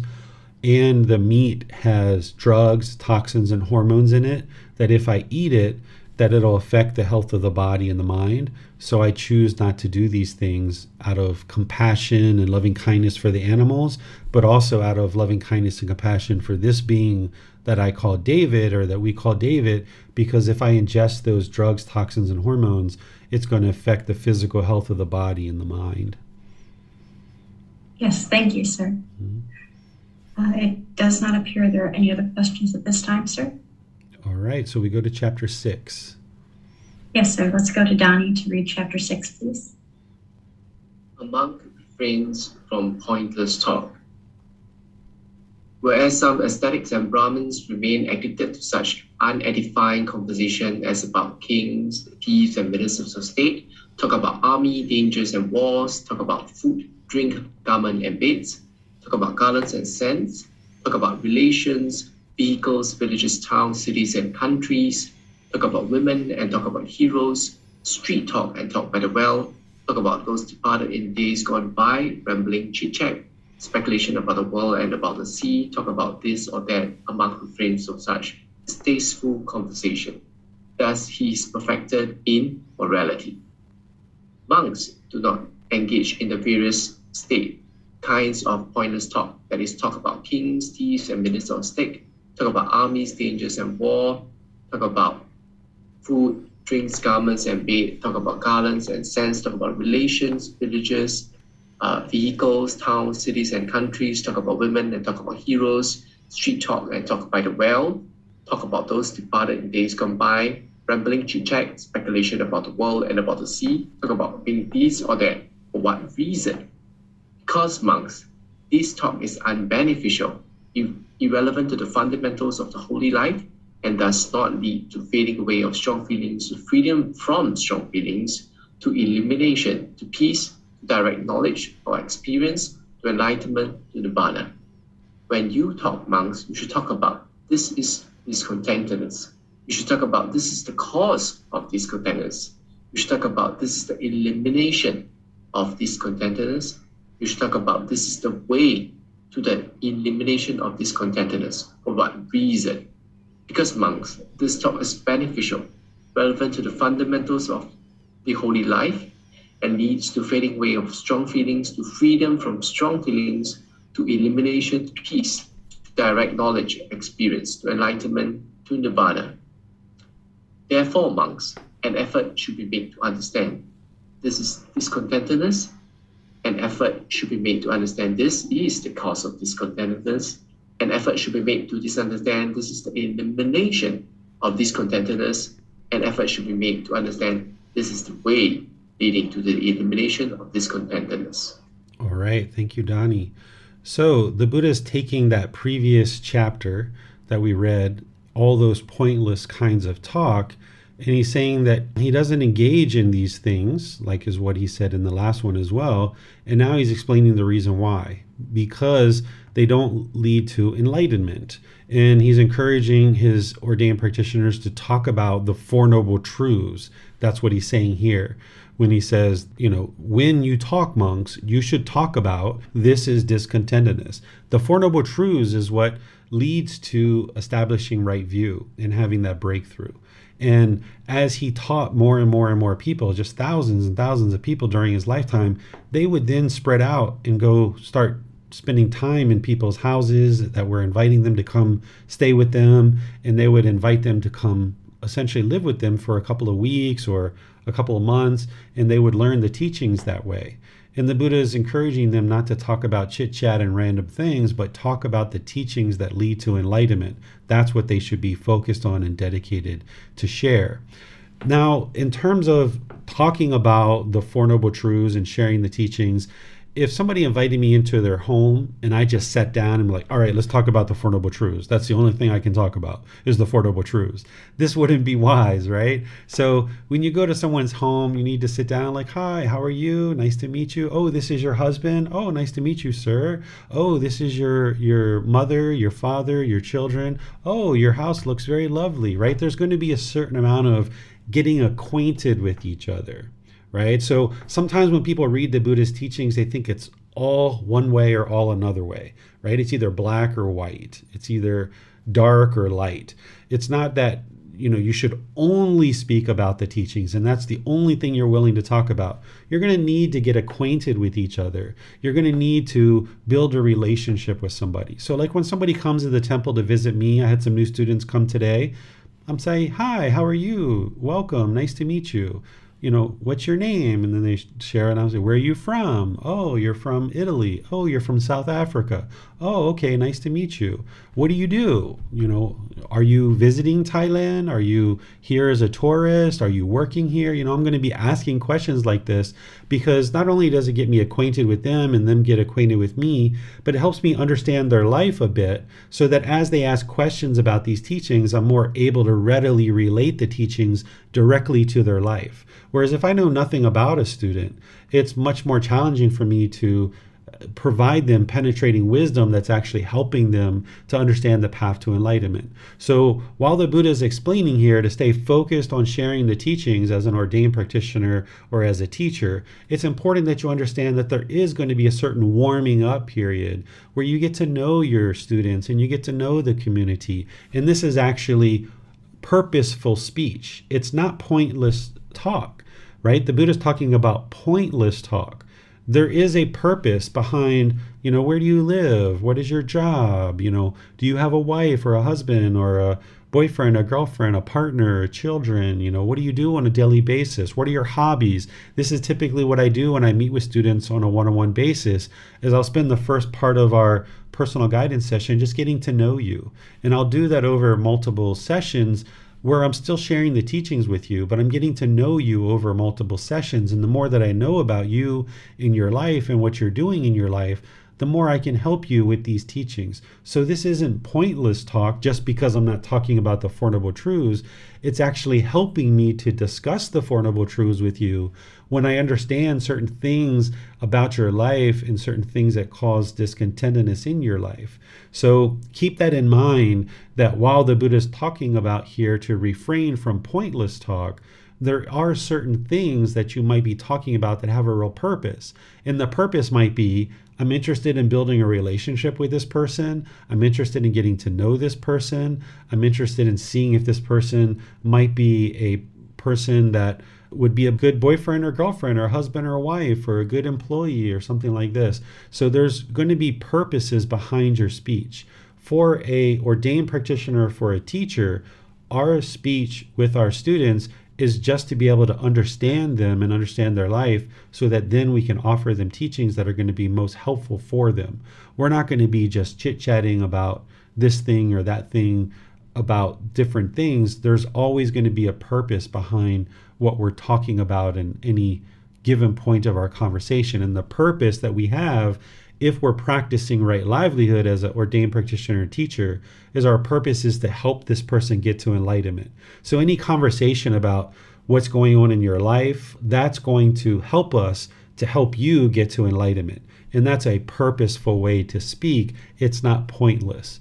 So while the Buddha here is sharing to focus on sharing the Four Noble Truths as an ordained practitioner and a teacher, remember there's going to need to be some other discussion in order for you to get acquainted with this person and for this person to get acquainted with you. If you were just a stiff board that only talked about the teachings of the Buddha and that's all you ever talked about, then people wouldn't be very interested in studying with you, because you're not relatable. You're not somebody who understands them. So by talking to them about their life and understanding about their life, it can help you to help them to understand the Four Noble Truths. What questions do you guys have on this chapter? It does not appear that we have any questions at this time, sir. All right, so we'll move on to the next one, which is in this section of lowly arts are not the wonder of psychic potency. Oh, sounds ominous. Three kinds of wonders. First discourse. There are, Brahman, these three kinds of wonders. What three? 1, the mystic wonder. 2, the wonder of mind reading. And 3, the wonder of instruction. 1. And what, Brahman, is the mystic wonder? Here, a monk wields the various kinds of mystic potency. Having been one, he becomes many. Having been many, he becomes one. He appears and vanishes. He goes unhindered through a wall, through a protective barrier, through a mountain as though through space. He dives in and out of the earth as though it were water. He walks on water without sinking as though it were earth. Seated cross-legged, he travels in space like a bird. With his hand, he touches and strokes the moon and sun, so powerful and mighty. He exercises mastery with the body as far as the Brahma world. This is called the mystic wonder. 2. And what, Brahman, is the wonder of mind reading? There is one who, by means of some clue, declares, your thought is thus, such is what you are thinking. Your mind is in such and such a state, and even if he makes many declarations, they are exactly so and not otherwise. Again, someone does not declare the state of mind on the basis of a clue, but he hears the sound of people, spirits, or deities speaking, and then declares, your thought is thus, such is what you are thinking, your mind is in such and such a state, and even if he makes many declarations, they are exactly so and not otherwise. Again, someone does not declare the state of mind, and on the basis of a mark, or by hearing the sound of people, spirits, or deities speaking, but he hears the sound of the diffusion of thought as one is thinking and examining some matter. Then declares, your thought is thus, such is what you are thinking, your mind is in such and such a state, and even if he makes many declarations, they are exactly so and not otherwise. Again, someone does not declare the state of mind on the basis of a mark, or by hearing the sound of people, spirits, or deities speaking, or by hearing the sound of the diffusion of thought as one is thinking and examining some matter, But with his own mind, he encompasses the mind of one who has attained concentration without thought and examination, and he understands this person's mental activities are so disposed that immediately afterward he will think this thought. And even if he makes many declarations, they are exactly so and not otherwise. This is called the wonder of mind reading. 3. And what, Brahman, is the wonder of instruction? Here, someone instructs others thus: think in this way and not in that way. Attend to this and not to that. Abandon this and enter and dwell in that. This is called the wonder of instruction. All right. Thank you, Miranda. So what we're going to start learning about in this book, which is very interesting and something that we haven't really talked a whole lot about in this program, is these special abilities that start being acquired as part of moving the mind closer to enlightenment. Is that as you eliminate pollution of the mind, you might observe certain special abilities, is what I call them. Here, the Buddha is calling them the mystic of wonder, the mystic of mind reading, the wonder of instruction. Here, this special ability that the Buddha is talking about, the mystic of wonder, I've never actually witnessed this myself, but I've seen in the Pali Canon that there's discussion of this, where people can essentially, kind of move through walls and elevate themselves and levitate and things like this. I've only ever seen that with optical illusions. I've never seen it and I've never experienced it for myself. So I don't know that this actually is able to occur. They wrote it down in the Pali Canon, so I suspect that it's true and that there are people that can do these things, but I've never seen it myself. But the way it's being presented is that it's one of these special abilities that occur as the mind becomes more and more enlightened. The second one is the wonder of mind reading. This one I have experienced for myself, and I've also seen other people do it as well, that as the mind becomes more and more enlightened, you can actually know what's on other people's minds without them telling you. And you can know the future of what's going to happen for people without any other information other than your own insight. And that's why the Buddha is saying that as you make these declarations, that it's exactly so and not otherwise, that you have confirmed confidence that you are reading somebody's mind. And this can occur and you might observe this. It's not where you sit and you actively try to read somebody's mind. It's that as you're talking with somebody, you know things about this person that they haven't told you.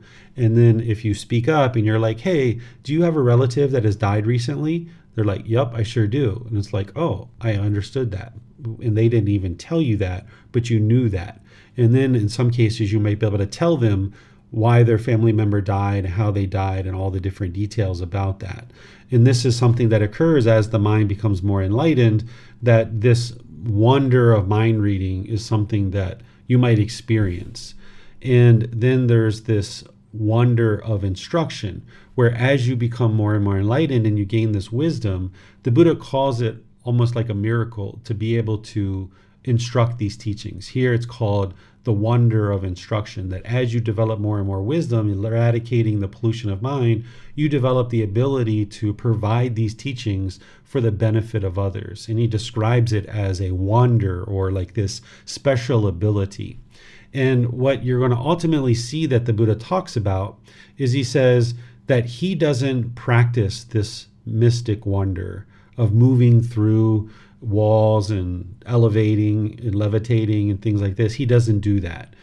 He doesn't do mind reading. Even though he knows that these things exist, just like I know that they exist, we don't do them as part of our practice. We need to let those go, realizing that that is something that occurs as a special ability in the mind. But if the mind stays attached to these things, then you're not going to be able to get to full liberation. What he ultimately talks about is he talks about the real wonder that he brings to the world is not this mind reading, not this mystical, magical stuff, but this wonder of instruction. That's the real kind of miracle, so to speak, that he performs on a regular basis, is being able to provide instruction to people about the path to enlightenment that allows them to then learn and practice to be able to get to enlightenment themselves. That's the real wander. That's the real goal of an aesthetic, and what he encourages his students to do is to develop their practice to the point where they let go of all those other things, those mystical, magical, psychic things, but instead focus on actually providing instruction that's going to help people get to enlightenment themselves. Because as long as you stay clinging or attached to those other mystical, magical things, those psychic things, then you're not going to be able to focus on providing instruction. What questions do you guys have on this chapter? Yes, sir. It's understood that this wonder of instruction is the most beneficial of these wonders. Is there any benefit to the other two?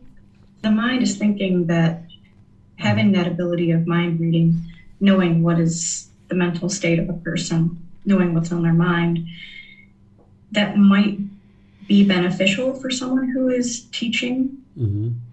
So I can't speak on this first one because I've never seen it from someone else. I've never experienced it myself. I can speak on the second one, that reading somebody's mind is helpful as a teacher, but in terms of like intricate details of what's going on in their life, it's better for me to hear that from the student and hear it from their perspective rather than assuming that my ability to read somebody's mind is 100% accurate.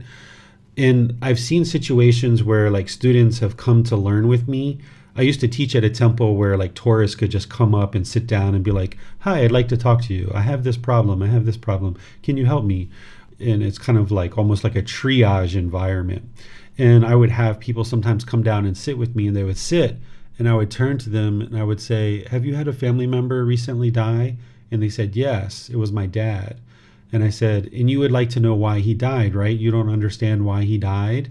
And they said, "No, I don't understand. It's been something that's been bothering me because he died when I was like a 3-year-old child, and I don't know why he died." And I was able to tell her why he died and how he died. And it allowed her to release that from her mind. It allowed her to help her let go of any craving or clinging to know that information. So in those situations, I've used it in order to help somebody, but it's not something that I do on a regular basis or have it as a base part of my practice. Instead, as a teacher, I'm more interested in observing students and how they interact with each other and their family and their children and stuff like that, and then ask the student questions to understand their life and what it is that they're experiencing in life.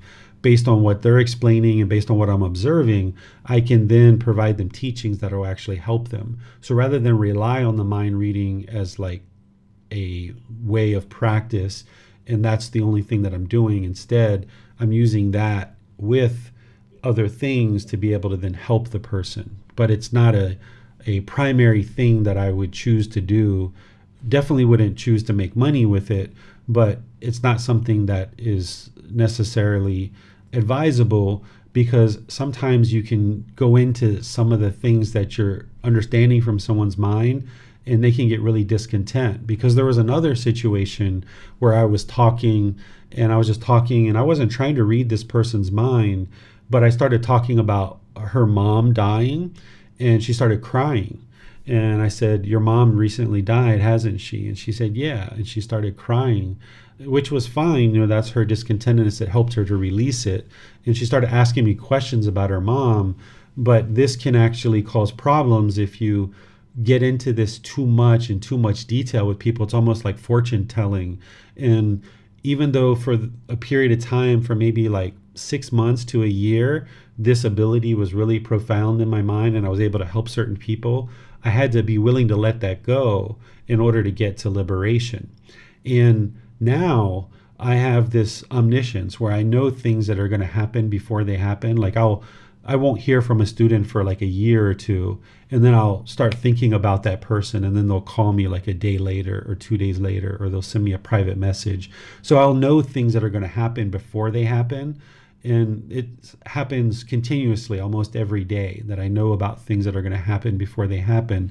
But this isn't really wise to rely on those things as part of your baseline practice, but instead to let that go.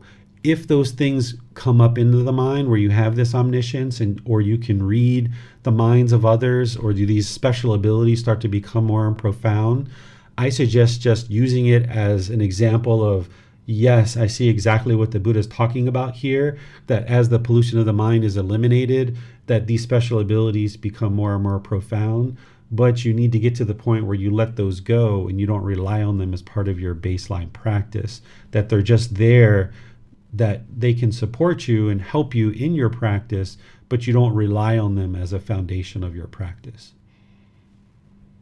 Yes, thank you, sir. Mhm. I understand. Mhm. It does not appear we have any other questions at this time, sir. All right, so now we go to the next one, chapter 8. Yes, sir. Let's go to Donnie to read chapter 8, please. Thank you, Miranda. Three kinds of wonder, second discourse. There are three kinds of wonder, Kavadada, which I, having myself understood and realized them, having made known to others. And what are the three? The mystic wonder, the wonder of mind reading, and wonder of instruction. And what Kavadada is the mystic wonder. In this case, Kavadada, suppose that a brother enjoys the possession in various ways of mystic power. From being one, he becomes multiform. From being multiform, he becomes one. From being visible, he becomes invisible. He passes through without hindrance to the other side of a wall or a battlement or mountain, as if through air. He penetrates up and down through solid ground, as if through water. He walks on water without diving it, as if on solid ground. He travels cross-legged through the sky like the birds on wing. He touches and feels with the hand even the moon and the sun, beings of mystic power and potency though they be. He reaches even in the body up to the heavenly realm, and some believer of trusting heart should behold him doing so. Then that believer shall announce the fact to an unbeliever, saying, "Wonderful, sir, and marvelous is the mystic power and potency of the ecstatic." Then that unbeliever should say to him, "Well, sir, there is a certain charm called a Gandhara charm. It is by his own ability that he performs all this. Now, what think you, Kavadada?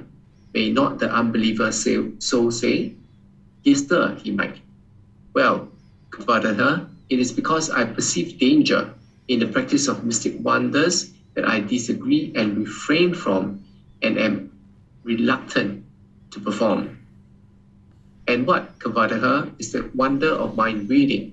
Suppose in this case that a brother can make known to the heart and feelings, the reasonings and the thoughts of other beings, of other individuals, saying, "So and so is in your mind, you are thinking of such and such a matter, thus and thus are your emotions," and some believer of trusting heart should see him doing so, then that believer should announce the fact to an unbeliever, saying, "Wonderful, sir, and marvelous is the mystic power and potency of the ecstatic."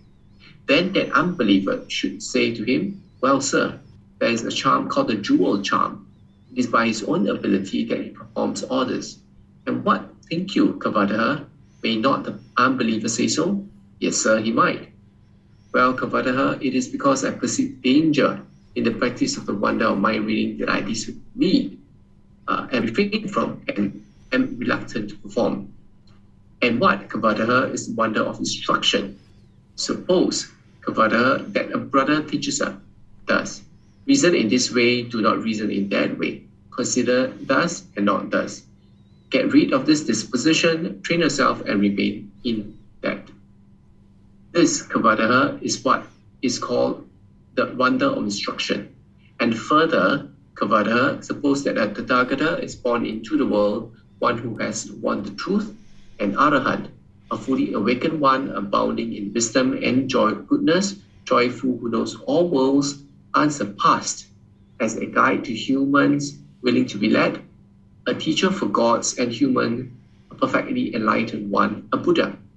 He by himself thoroughly knows and sees, as it were, face to face, this universe, including the worlds above the gods, the Brahmas and the Amaras, and the worlds below with its aesthetics and Brahmins, its princes and people, and having known it, he makes his wisdom known to others.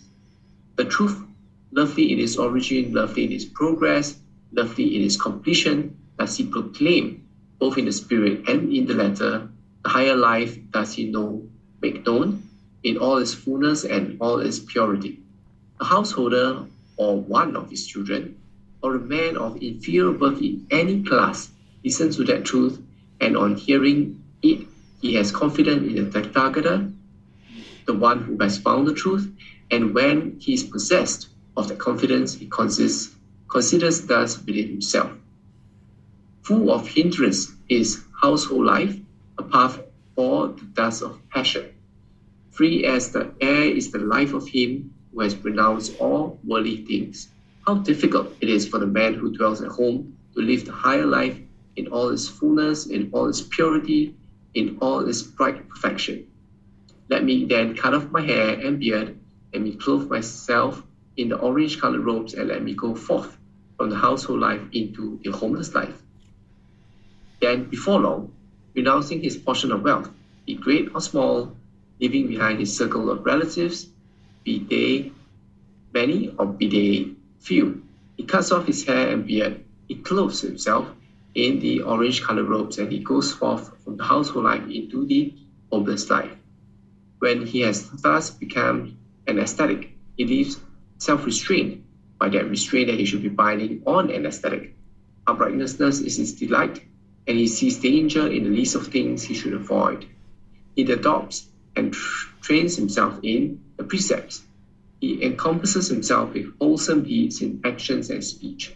Pure are his means of livelihood, wholesome in his conduct. Guard the door of his senses, mindful and self-possessed, he is altogether joyful.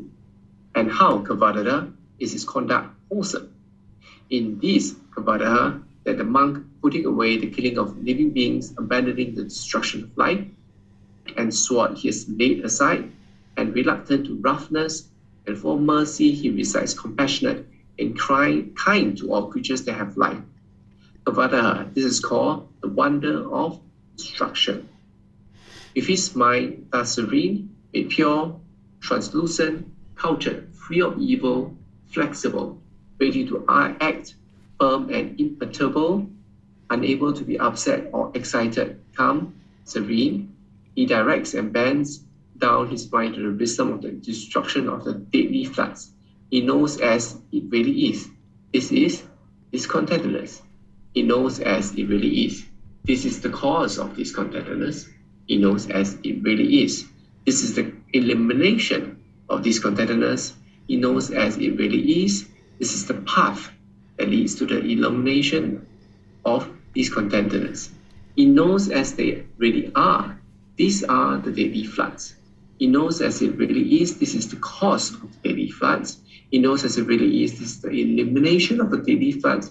He knows as it is. This is the path that leads to the elimination of deadly floods to him. Thus knowing, thus seeing, the mind is free from the deadly poison of craving, set free from deadly poison of anger, is set free from the deadly poison of ignorance, knowing of true reality. In him, thus set free, there arises no knowledge of his liberation, and he knows. Rebirth has been destroyed, the holy life has been fulfilled. What has to be done has been accomplished. After this present life, there will be no beyond.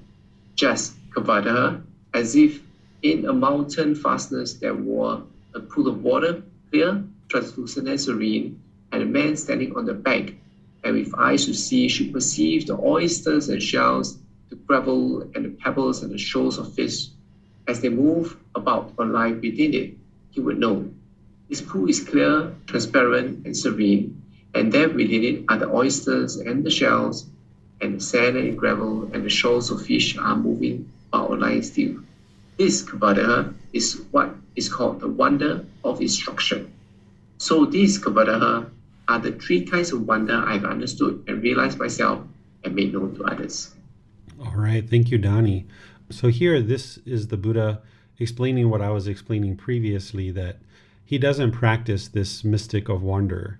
He's reluctant to do it. And the reason why he's saying that is because if somebody's seeing that, miracle, somebody who doesn't understand these teachings is going to have difficulties wondering, like, what is this guy doing? This person who's sharing the teachings to get to enlightenment, performing this kind of miracle, essentially, is what the Buddha is describing here. So the Buddha is seeing that there's this danger in him performing any kind of miracle, so he doesn't do that. He's saying he disagrees with it and he refrains from it. He's reluctant to perform it. And the same thing with mind reading. Even though he knows that these things exist, he's saying that he's reluctant to perform it because it can create perceptions in the minds of the people who's coming to learn with him of like, what's this guy doing? Kind of thing is like, performing these kind of miracle things. And essentially what he gets to is this wonder of instruction. This is what the Buddha performs, is this ability to instruct and guide people on the path to enlightenment. What questions do you guys have on this chapter? It does not appear there are any questions at this time, sir. All right.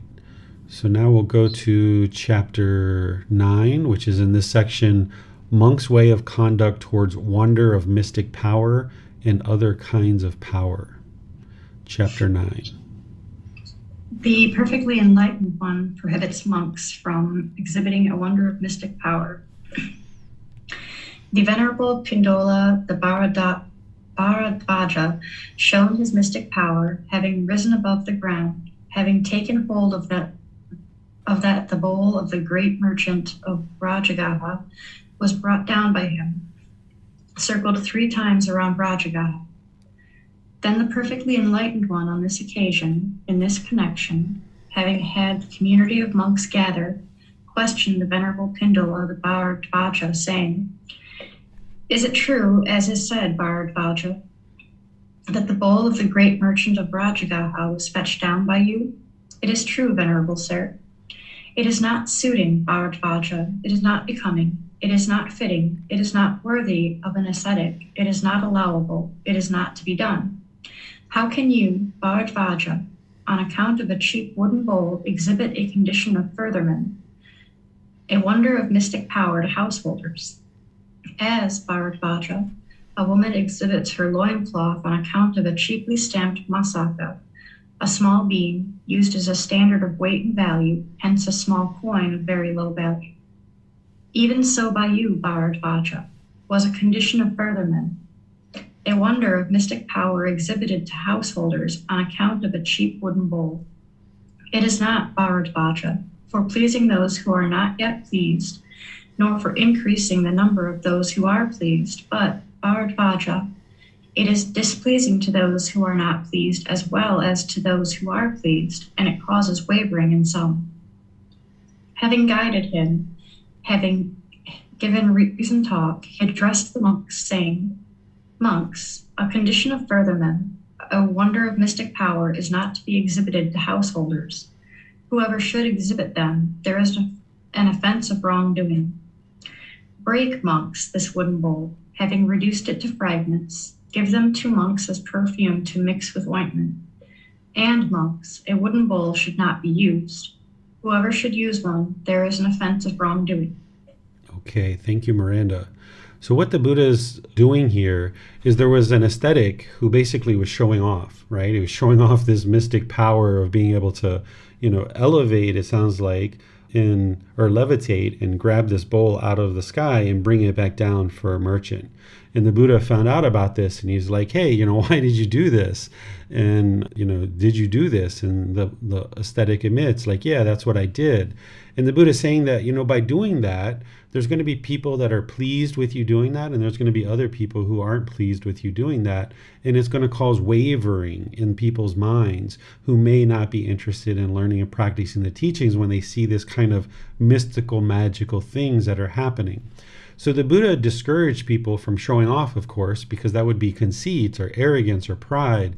And when he talks about this condition of further men, what he's talking about are these special abilities that are acquired as part of the mind moving closer and closer to enlightenment. So you'll see a chapter where he talks about where if you have acquired the jhanas or any of the stages of enlightenment, that it's not appropriate to share this with other people, because of that potential of people walking around puffed up, boastful about, I've attained this and I've attained that and I'm better than you and I'm better than this and let me show you what I can do. I can read people's minds. I can levitate. I can grab bowls out of the air. And he's saying none of these things should be done, because he knows that he's sharing these teachings to eliminate the pollution of people's minds.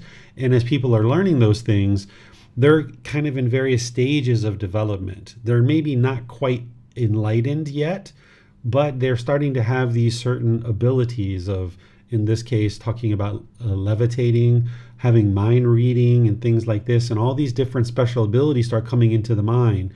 But because conceit is a higher fetter, as the pollution is eliminating from the mind, you can start developing these special abilities, but still have conceit in the mind. The mind's not yet quite enlightened, but yet it has these special abilities. So he's guiding them here about how to eliminate conceit and arrogance and pride and being boastful and showing off these special abilities so that they can actually get to enlightenment rather than clinging to this special ability of doing something that kind of wows the crowd, so to speak. And this can occur that as people are getting more and more enlightened, if there's still that conceit or that arrogance or pride in there, these kind of things can happen. So a Buddha is there to help them understand, like, hey, this isn't the way of practice. This isn't what I'm essentially teaching you guys to do. I'm teaching you to get to enlightenment and then share the teachings with others of how to get to enlightenment. I'm not teaching you to go around and show off your special abilities and show everybody how great you are from eliminating your pollution of mind. Instead, stay focused on the goal, which is to actually get to enlightenment. That's what he's ultimately doing in his teachings. What questions do you guys have here in this chapter? It does not appear there are any questions at this time, sir. All right, so we have just one last chapter here, chapter 10. Yes, sir. Let's go to Donnie to read chapter 10, please. Thank you, Miranda. The perfectly enlightened one prohibits monks from boasting about the non-existence of state of further man in oneself. Whatever monk should boast with reference to himself of a state of further man, attainment of jhanas or stage of enlightenment, sufficient noble wisdom and insight, though not fully knowing it fully and saying, this I know, this I see, and then if later on he, being pressed or not being pressed, fallen, shall aspire to be purified and should say, you're vulnerable, sir. I said that I know what I do not know, see what I do not see. I spoke idly, falsely, with conceit. Apart from the undue estimate of himself, he also is one who is defeated. He is not in communion. Okay, thank you, Donnie. What the Buddha is talking about here is, as somebody's choosing to be a teacher, as an ordained practitioner or a teacher, that we should only speak about the things that we know about. If a student asks a question and we don't know something, we should say, I don't know. I don't know that. If somebody is speaking about something that they don't know, but they're speaking about it as if they know, this is going to be misleading to the people who are learning with them. So an ordained practitioner or teacher without conceit should be able to say, I don't know this, and then admit that to their students so that they're not spreading false information. Also, the Buddha talks about that person shouldn't boast about their attainment of the jhanas or stages of enlightenment, because it's not something to be boastful about. If you've attained something on this path as an ordained practitioner or as a household practitioner, there's no need to be boastful about this with other people. During the lifetime of the Buddha, he shared with people that he was a fully perfectly enlightened Buddha. He was a fully perfectly enlightened one, because people didn't understand what that was during his lifetime. So he needed to explain to people what enlightenment was, that he was enlightened, and that he was the fully perfectly enlightened one. But now, 2,500 years later, we know this wisdom and we know how to determine whether someone is enlightened or not enlightened. If somebody went around boasting that they were enlightened, then we could surmise that they're not enlightened because they're being boastful. They have arrogance, they have pride, they have ego. So if somebody's claiming that they're enlightened, that's one of the best ways to know that they're actually not enlightened. And here the Buddha is explaining that in so many words, is saying, hey, be honest about what you share, be honest about the teachings that you share. If you don't know something, say you don't know. Don't be puffed up with conceit and say that you know something when you really don't. And then in terms of your attainments, you shouldn't be sharing this with anybody. It should really be for your own personal growth and your own personal development. as well as you might talk with your teacher. You might say to your teacher, I think I'm in the first jhana, or I think I've attained the first stage of enlightenment, or I think I'm in the second stage of enlightenment. Can you perhaps help me to discern whether that's actually true or not, right? These are things that a student might discuss privately with their teacher, but that's only for their own personal growth and their own personal development. They're not going to then leave and tell everybody like, oh, my teacher said I'm in the second stage of enlightenment. Look how great I am. Look how wonderful I am. So these kind of things are being taught because as your mind becomes more and more enlightened, the ego is oftentimes one of the last things to go from the mind. And as you become more and more enlightened, there might be this arrogance or this boastfulness or this conceit, this pride that comes into the mind, even though you're not enlightened yet. And as long as you allow that conceit and that arrogance and pride and ego to be there, you won't ever get to enlightenment. So the Buddha is helping his students to realize, hey, don't do these things because it's going to hinder you from getting to enlightenment. So rather than be boastful or prideful or conceited, then just be humble. And if you don't know something, say you don't know it. And then don't share your attainments or your stages of enlightenment with anybody other than perhaps your teacher in order to help you plot future further growth. What questions do you guys have on this chapter? It does not appear there are any questions at this time, sir.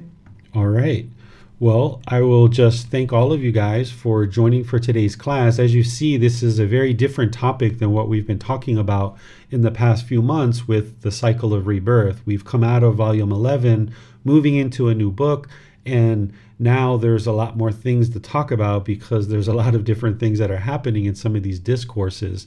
And as I shared at the beginning, this book is predominantly for ordained practitioners and teachers, but there are certain things that you can extrapolate out of it for household practitioners, like the chapter we just talked about, is that as your mind starts experiencing attainments and stages of enlightenment, you wouldn't be interested in being boastful and sharing that with other people. And this is going to help you to ensure that you don't have conceit, and it'll lead to further progress. Because as long as somebody's being boastful about what they've obtained, if somebody's going around boasting that they're in the first or second stage of enlightenment or the third stage of enlightenment, they're not going to ever get to the fourth stage where their mind is actually enlightened because there's still conceit there. So these teachings that the Buddha is sharing, in some cases, because he's talking directly to the ordained practitioners, he's a little bit more direct, where he's saying, you've committed an offense or you've committed a wrongdoing. He's a little bit more direct with them because he's living side by side with them. They're kind of looking to the Buddha like he's a father in certain situations. So he's going to be much more direct and specific with them. Where in other teachings, you can see that it's a little bit more wide open in the way that he's talking. He's still clear, concise, and precise, but he's not going to say, to a household practitioner, you've committed a wrongdoing. Because with the aesthetics, the ordained practitioners and teachers, he's guiding them to be even more refined than the average enlightened being. A household practitioner can get to enlightenment, but for someone who's choosing to be a teacher or an ordained practitioner, they need to be even more refined in their practice because they're setting an example for others as a role model of how to practice these teachings. So if he has ordained practitioners out there that are sharing these teachings, but they're talking pointless talk, they're having chit chat, they're talking about politics, they're talking about wars, they're talking about different things, they're practicing lowly arts, they're doing fortune telling, they're, doing all these kind of things that we've been talking about today, then this is going to set a poor example for other people of how to practice these teachings. So he's going to talk to his ordained practitioners and anybody who's aspiring to be a teacher in a much more direct and specific way to ensure that they're very refined in their practice of how they actually go out into the world and practice these teachings. But like I mentioned, you can extrapolate certain things from these teachings that are going to help you in your practice. So thank you all for your dedication to learning and practicing these teachings. The next class, next Saturday, we're going to be in chapters 11 through chapters 20. And you can read these before class if you like, and that'll probably help you develop questions around them. You can download these by going to buddhadailywisdom.com and clicking on free books, and you can get them free. You can print that file for free if you like, or you can order these books on Amazon and pick them up that way in a nicely printed version. Tomorrow in the group learning program, we're going to be in chapter 24 of volume 1. This chapter is titled Misunderstandings of Gotama Buddha's Teachings. Now that I've shared in the group learning program over 6.5 months what the teachings that lead to enlightenment are, now we're going to talk about misunderstandings and things that are largely misunderstood in the world using the words of the Buddha, so that you can see that it's not just my perspective, that it indeed is related specifically to the teachings of the Buddha, because over 2,500 years these teachings have been declining. And while there might be a meditation center, there might be a Buddhist temple, there might be authors writing things about the Buddha's teachings, it doesn't necessarily mean they're true. But through you learning and practicing and independently verifying, you can see what's true and what's false. In the things that I've been teaching in the group learning program, things like there are no rites, rituals, ceremonies, and worship in the Buddhist teachings. If you go to a Buddhist temple, one of the first things you might end up seeing is rites, rituals, ceremonies, and worship. You're going to be like, hold on a second. What did David teach me over the last 6.5 months? He said there's no rites, rituals, ceremonies, and worship, but here I am in a real Buddhist temple with real Buddhist monks, and they're practicing rites, rituals, and ceremonies and worship. What gives? Why did he teach me this? Well, I'm going to help you see what these things are that you're going to see in some environments that are saying that they're sharing Buddhist teachings, and help you understand why they're misunderstandings. Not as a way to say these people are bad or they're wrong or they're unwholesome or anything like that. They're just lacking the wisdom of the teachings, and because of this oral tradition, things have been changed over 2,500 years. But when you go back to the original source teachings, and when you independently verify for yourself to see the truth, then you know what is the true path to enlightenment. So I've been illuminating the path to enlightenment for students all throughout the 6.5 months of the group learning program.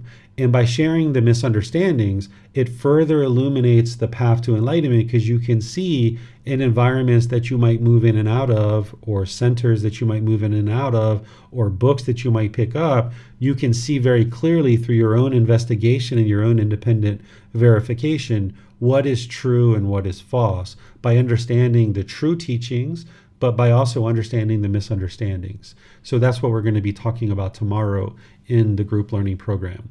And then on Wednesday, we're going to be doing loving kindness meditation together. So you're welcome to join for our loving kindness meditation on Wednesday. We'll see you guys in a future class. Have a very wonderful and lovely rest of your day. Sawadee khap. Thank you for listening to this podcast. To provide support for this podcast, visit patreon.com/support Buddha. To access more teachings, visit buddhadailywisdom.com. There, you will discover a full range of courses, retreats, and online resources to assist you on the path to enlightenment. Remember to establish a daily, consistent meditation practice, along with learning and practicing these teachings. A well-developed meditation practice is the foundation in which to train the mind to attain enlightenment.